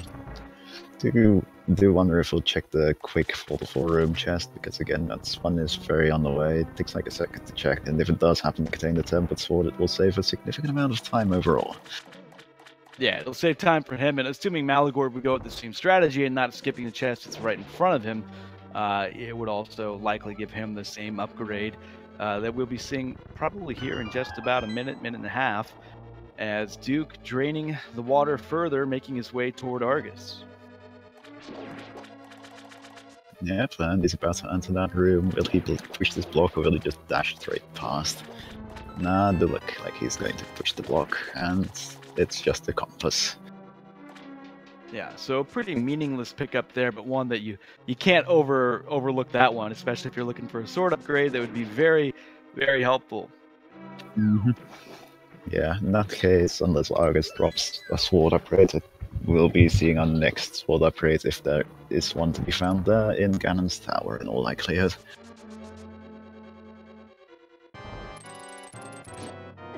So just to recap for anybody who might be tuning in relatively recently, once players gained access to the Dark World, having got the Moon Pearl in the basement of Hera, and more full access to the Dark World after picking up the Titan's Mitts in King's Tomb, the only withstanding items for quite a while were the bow, the hookshot, and the flippers. Also the book, outstanding and still outstanding. But the bow and the hookshot were both in mire. Technically, the bow was in the mire shed. And then the flippers were on Helmasaur, which were quickly picked up immediately after beating mire for both players. It does mean that the Turtle Rock play was instrumental in the completion of this run, and the suit was very heavily hinting towards it at the beginning with all those medallions and other things you need for Turtle Rock. Yeah, it's a good observation to make, dude, as the flute was actually the first chest picked up in Turtle Rock, which gave them that mire access leading immediately to the bow, and then later the hookshot. Yep, and those were... It's interesting how quickly the seed went from, hey, where's all these items, to, well, good to go now for the rest of it. And yeah, it did happen very quickly, as Argus has now been defeated by DukeFireBird. He's down to one dungeon remaining, going to dive into Ice Palace here.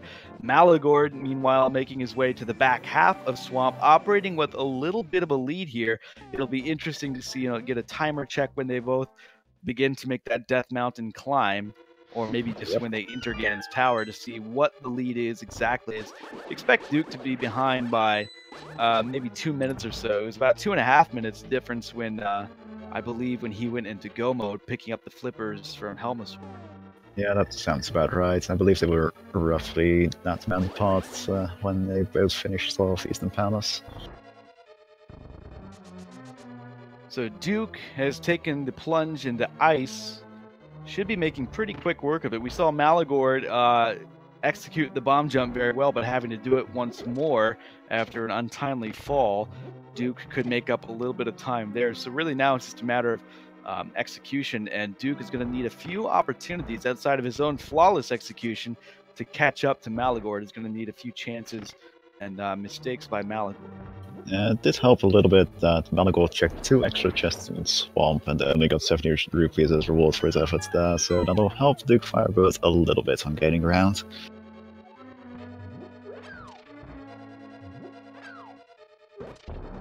But it doesn't look like there will be much difference in what our runners are doing from this point. You might see DukeFireBird off to do the double freeze-all room chest, but we'll see. But the more exciting thing is going to be the bomb jump coming up and his success at it. And Maligord, I didn't pay enough attention to Duke's fight to see if he just went with the Master Sword strats against Argus. That is what Maligord is doing. I do believe they both opting for the Master Sword, which is perfectly understandable in my opinion, because nobody wants that menu fight, and unless you are an absolute monster at using the menu, I think the Master Sword is quicker. I think you're absolutely right. If they had the Fighter Sword, it would certainly be probably a little bit more wise to use the menu and hammer strats, but the Master Sword is good enough with the 2 slashes onto the final phase of Argus for Maligord. Opting to use a combination of his Fire Rod and the Master Sword. That will take him 4 hits in total, due to the fact that he's using spins rather than slashes. And 2. That's odd, I thought it was a 4. No, whatever. This will finish off our guys. There we go. Yeah, Argus giving Maligord a few problems, a couple of little bumps in the road, but nothing too significant as he picks up that final crystal and will be making his way up that mountain. Oh my god. DukeFireBird sword. Yep, DukeFireBird just picked up the Tempered Sword by checking out the double Friesel room, and that will give him a big advantage overall. Even if he's a little bit behind right now, it's going to be going to allow him to kill Ganon significantly quicker than with the Master Sword. Yeah, that is a big play, and you called it. You mentioned when Maligord elected to skip over that chest how it might have been wise to check it, and you speculated the Duke might check it, and you were right on both counts as the Tempered Sword comes out of it, and unless Maligord finds a sword upgrade in Ganon's tower, that could be a really, really significant play that makes this run a little bit more interesting than it was just 5-10 seconds ago. Yep. That's certainly true. It'll be interesting to keep an eye out on what Maligord is finding in Ganon's tower, because if we want the race to be as close as possible, what we're hoping for is that he doesn't pick up sword upgrade there. Because if so, we might very well see the lead change during the Ganon fight. And so 1 puff down, 2 puffs down for Duke. Chasing the other one around the room, 1 final slash gets the job done. And DukeFireBird has all of his crystals and will be going up Death Mountain right behind Maligord with a bit of an advantage. Although he's down on time, he does have that Tempered Sword. Yep. And that Tempered Sword might make all the difference here. So, as we're wont to do, we'll now invite the chat to get in their guesses, if they haven't already, on what chest they think or what chest they're hoping for the big key to be in Ganon's tower. Yep, and my own traditional guess for this is chest number 3. Chest number 3. Do we? Yeah, is that the torch that we consider chest number 3? It's either the torch or the tire room or just that first chest on the right side. I'm okay with all 3. It's just whichever chest they checked as the 3rd one. Yeah, I don't know about specific chest numbers, but I would say I would like to see it on the right side, either rewarding somebody who chooses to go over there, either via the more conventional means where they pick up a key there on the first right room and keep proceeding to the right, or if they go with the so-called Dark Magician route, which is to check out those first 2 chests, then go left, check out the 4 chests in the Skulltula room, and then proceed right after that. We will see here in just a moment Maligord entering Ganon's tower at 1:47:21 or so, and we'll go ahead and check out DukeFireBird's timer as he's hopping into the Dark World from the Turtle Rock portal. I have to say they are a lot closer than they were only a little while ago. Yeah, the race has certainly tightened. Let's see. Looks like Maligord will...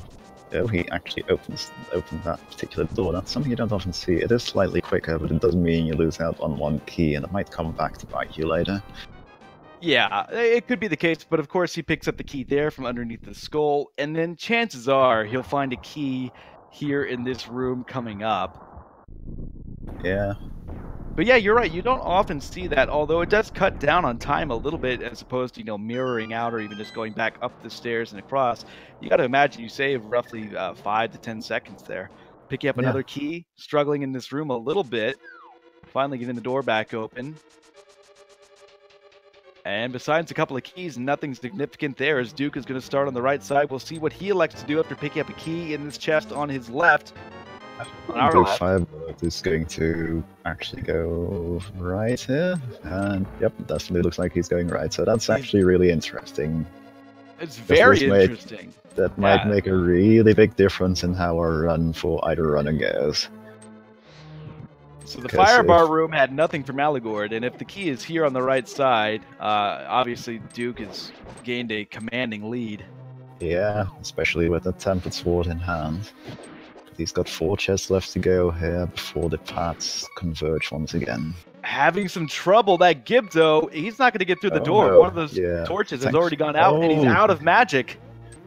Thankfully, I think he still has a blue potion left. Or maybe he doesn't. He opts to mirror and then go left side. Ooh, that's interesting, and that actually is very bad for him, because now he's just retreading Maligord's steps, and so far Maligord hasn't found the big key. Yeah, that is not good for Duke. As you said, losing that sort of advantage he had, or the opportunity at least to get an advantage, as he's now low on health, has depleted all of his magic, and is going to have to trace the steps of Maligord as he enters the randomizer room, picking up a sword upgrade. Oh wow, that's really unfortunate. So once again, makes Maligord's lead a lot safer than it used to be. Of course, DukeFireBird will be picking up the Butter Sword, but unlike picking up the Tempered Sword, the Butter Sword doesn't save nearly as much time overall in completing a run. Yeah, that is a good point to make, is though it looks very nice and all of that, it does not offer the same upgrade, in a sense, that the Tempered does from the Master Sword. So we did not get a full check of the right side. Those 4 chests are still unknown. Duke was on his way to check them, but had some trouble with those torches, lost all of his magic, and had to nope out of there. So instead, we'll now see what the Bob chest has, and what's behind Ice Armos. Yep. Be very shortly. Neither of these hold the big key, and it was incredibly unfortunate that DukeFireBird had to opt out of continuing on the right side. Yeah, having some trouble with those boomerang strats in that double switch room, causing him to fall even farther behind, as Maligord is on to Ice Armos, so 3 more chests to check here from the traditional left side route. Having his own problems with the final stage of Armos, but takes care of it there. 3 more chests coming up. Yeah, and hopefully for DukeFireBird, one of these 3 actually does contain the big key. There we go. I say hopefully because it'll at least mean he doesn't have to go back to the right side with his very limited magic pool. Yeah, it's hard to find right now a silver lining for Duke, who, cut down a lot of time that was in between them when they entered Go mode to when they entered Ganon's Tower, but that room on the right side cost him a little bit. However, he is on the right track now, so he does have that to hang his hat on, and there's still a lot of execution, that could make up the difference here in Ganon's Tower. Yep. DukeFireBird does now have the Butter Sword. It will help him a little bit, but as mentioned before, it doesn't save nearly as much time as the Tempered Sword does. Yeah, it will certainly help him in the Gauntlet. Not so much on the Ganon fight, but certainly in the Gauntlet. As Maligord struggling a little bit with those Igors, or beg your pardon, the Mimics. Yep, and looks like he's up to the famous spike room, opting to just jump off the side there, which is a little bit easier, and still, I'm not certain if it's actually any faster or slower than the other routes. And also opting to hit the switch again, that does make the refill later in the dungeon a little inconvenient.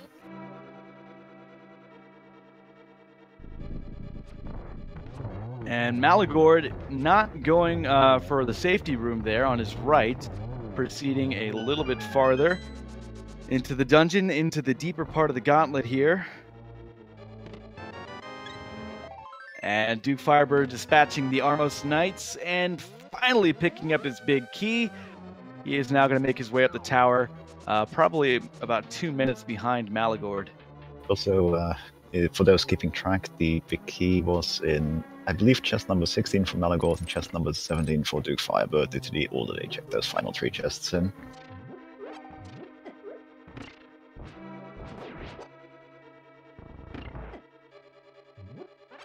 So Maligord having a little bit of trouble in this room with the two BMO statues on the rotating platform. Yeah, those particular horse knights or whatever they are actually really annoying with how they usually pass. Like, one of them always seems to want to go to the far north end of the room while you're trying to make your way down to the south end of it.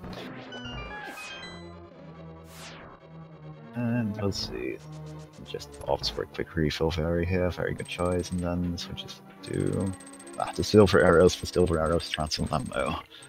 Yeah, you got to get kind of almost uncomfortably close to land these shots. Nice pattern there, and not able to get the one cycle, but should not have much of a problem here. Gets the job taken care of. Nice Landmos 2 fight for Maligord.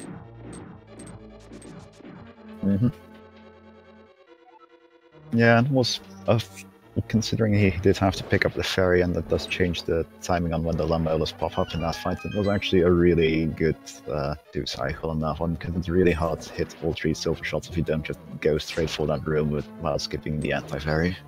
Or, well, bunny beam in that case. Yeah, I agree completely. I thought, given that he had to sort of alter the timing of the room, that he handled that very, very well. As Duke, with the advantage of that butter sword, trying to make his way through the room, but as you mentioned, that one horse knight just really making things tough by going to the other side of the room. A really irregular decision by the horse knight, but nevertheless effective at delaying the player's progress to Ganon. Maligord having a fall there. Oh. Yeah, the torch room is also a tricky one. The second fall was on purpose, however, and that is a very understandable damage boost. Looks like he could go straight upstairs without picking up magic, but I fully understand of just playing it safe and picking up that magic. Don't want to be stuck up here and then just have the magic bomb beef at you because you don't have the magic to actually fire off that final torch shot. Electing to pick up that security refill, as you said. Probably didn't have to do it, but it's one of the peace of mind knowing that he had enough magic to get through these next few rooms, and having the use of his fire rod if he so chose. Taking another refill there. Yeah, and picking up the pot too. There we go. Off to Troll Dome 2. Let's see how truly our friend is right now. And ooh, there comes the first fall. That's very good for DukeFireBird, because that'll give him a chance to gain up a little bit. Gain a little bit of time up on Maligord. Yeah, the answer to that is very trolly. Waited no more than a second for when Maligord landed onto the platform to bonk him off. Maligord now back to exact some revenge, but losing a little bit of time there. Not a punishing amount, but certainly DukeFireBird will take anything he can get in that regard. Having some trouble even opening the validation chest, and it reveals the book. So, he's got something to read and ponder over here just a little bit. Yeah, and if he's really feeling like he needs more safety items, he could now check the various tablets, or he could even check the pedestal for us, though I imagine it's really unlikely he'll do so.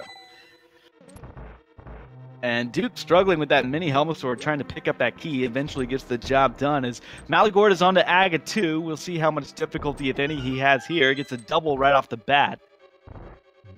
Yeah, this looks like a reasonable setup for another double, assuming that's not the blue. Oh, never mind. Yeah, the blue ball in between the 2 regular beams kind of threw him off there. Gets 1 and 2. Nice slash on that 3rd shot. Yeah, just 2 more shots left. He doesn't. Oh, that's unfortunate. Empty-handed there. So this is the 5th phase of Aghanim 2. Gets 1, barely, just narrowly missing the other. He only needs 1 here to finish the job, and gets it done as Duke stays on the platform and finishes off Moldorm 2. But Maligord taking a pretty good lead into Ganon. Has silver arrows, has the tempered sword. DukeFireBird picks up his book. Not sure what he was hoping it to be, aside from, satisfying chat with the validation. Yeah. It's nice to know where that book was hiding all along. It's interesting also that Duke opted to not pick up the magic refill in the room before Moldorm 2. Yeah, it does make us wonder if he still has a refill of some sort that we might have missed. I know he had to use the green potion to get into Meyer. Gets a double there. That's good for him. Needs to get something here. Maligord came up empty-handed this time, and Duke at least gets 1. Yep, and looks like Maligord just beat for the first phase of Ganon and will be about to do the second phase. No real options. He doesn't really have many of the convenient items to speed us up. He could be... There is the option of repeatedly dashing into Ganon while in the middle of that trident, but that is a lot trickier to pull off than it appears to be when you see some of the more experienced runners do it, so I'm glad he doesn't. He just chooses to play it safe here. That was a nice triple by DukeFireBird to finish off Aghanim. Makes his Aghanim 2 fight faster than Maligord's, but likely not enough unless something happens to Maligord. Here he takes a hit from the bat! Does he have a fairy? I think he does have a fairy, thankfully. Ooh. Oh my. Yeah, that's certainly... But I think he's got it. I believe he's going to go into Ganon's final phase now. Yep, looks like it. So barring something catastrophic from Maligord, he's got everything he needs here to win this run. Yeah, well, this actually does come down to very little difference, because they're both now in phase 3 of the fight, so a single missed shot with the silver arrow could very well be the deciding factor here. Or a fold, of course, but I'm not going to wish that on either of our runners, and I'm actually kind of worried I mentioned it now, because everybody knows about the commentator's curse. And the key difference here, that's a nice torch glitch by Maligord. The key difference here for Duke is that he's got to use the torch, or the lamp, to get that torch glitch. He's got to hustle down there. Yeah, will we be getting it? I think it will. Yeah, there we go. They've both got the torch glitch, but Maligord is in a slight lead. He just needs a single. Nah, he probably needs more than a single arrow. Yeah. Ooh, Duke taking a hit there, perilously low on health, has to get the lamp out, and choking a bit there. Unfortunately, Maligord can finish it off here, and he does. Yep, good game to Maligord. He has finished off Ganon. Just before Duke. Wow, that is incredibly close. That was a remarkable run down the stretch by Duke, but he enters a little bit after Maligord. We'll wait for an official SRL time, I think, but Maligord appears to be the winner. Their timers just 2 seconds apart. Yeah, the official times are 7 seconds apart, and Maligord finishing at 2 hours and 51 seconds, and DukeFireBird finishing with 2 hours and 58 seconds. GG to both runners. Maligord picking up his first win of the tournament.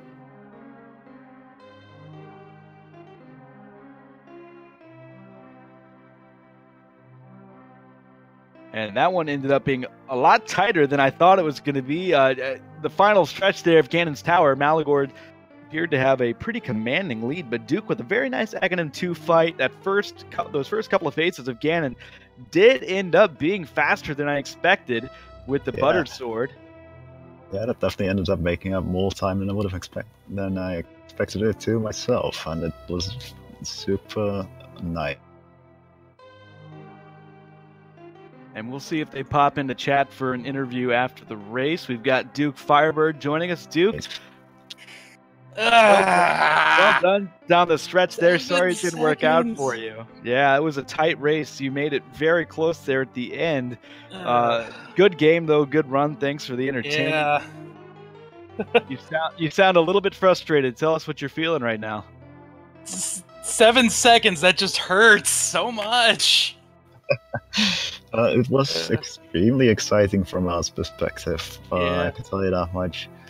I can say I was happy it was Go Mode Ice Palace and Go Mode Swamp. I can say that I was happy about that. Yeah, that was very thrilling for both of you.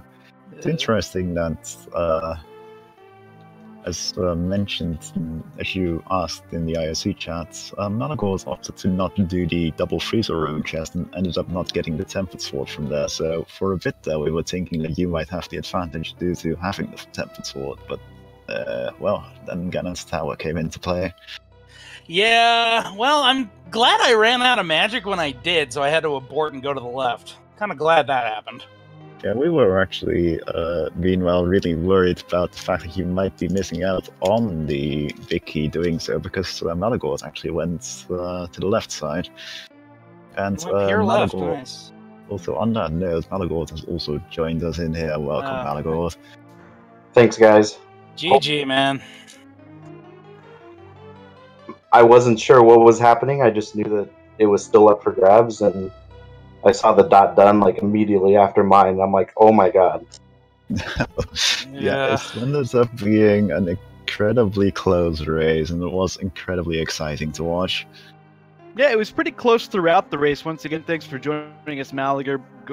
We've also got DukeFireBird here, and what turned out to be a really, really close race. And, you know, one in which we were on the edge of our seats a lot, especially throughout the opening couple of boss fights that you guys did, specifically with Blind and Mothula. DukeFireBird, you in particular, before you discovered that sword, you were having, to improvise and go with a lot of more unusual strategies against some of these bosses. And I think the first 3 boss fights that you did with Mothula, Blind, and also Moldor, you were actually 1 hit away from dying on all those bosses, but you pulled them off. So well done on that. I was well aware of that. I was like, oh, great. I'm in. Let's just do it. Well, Meanwhile, you pulled it off. Maligord, I think you did take a death to Mothula, if I'm not mistaken. I could be wrong about that. Yeah, that's pretty standard at this point. Yeah, it was a tough proposition to ask without having the luxury to say half magic or a stronger sword, because you went in there just with the fighter sword, as did Duke, and then later Duke, immediately after the fight with Mothula, you discovered your second sword upgrade in that chest. I'm sure that was a bit frustrating for you. A little bit, but at the same time, I was comfortable with my fire rod, and for the most part. But like as you said, though, 1 hit away. But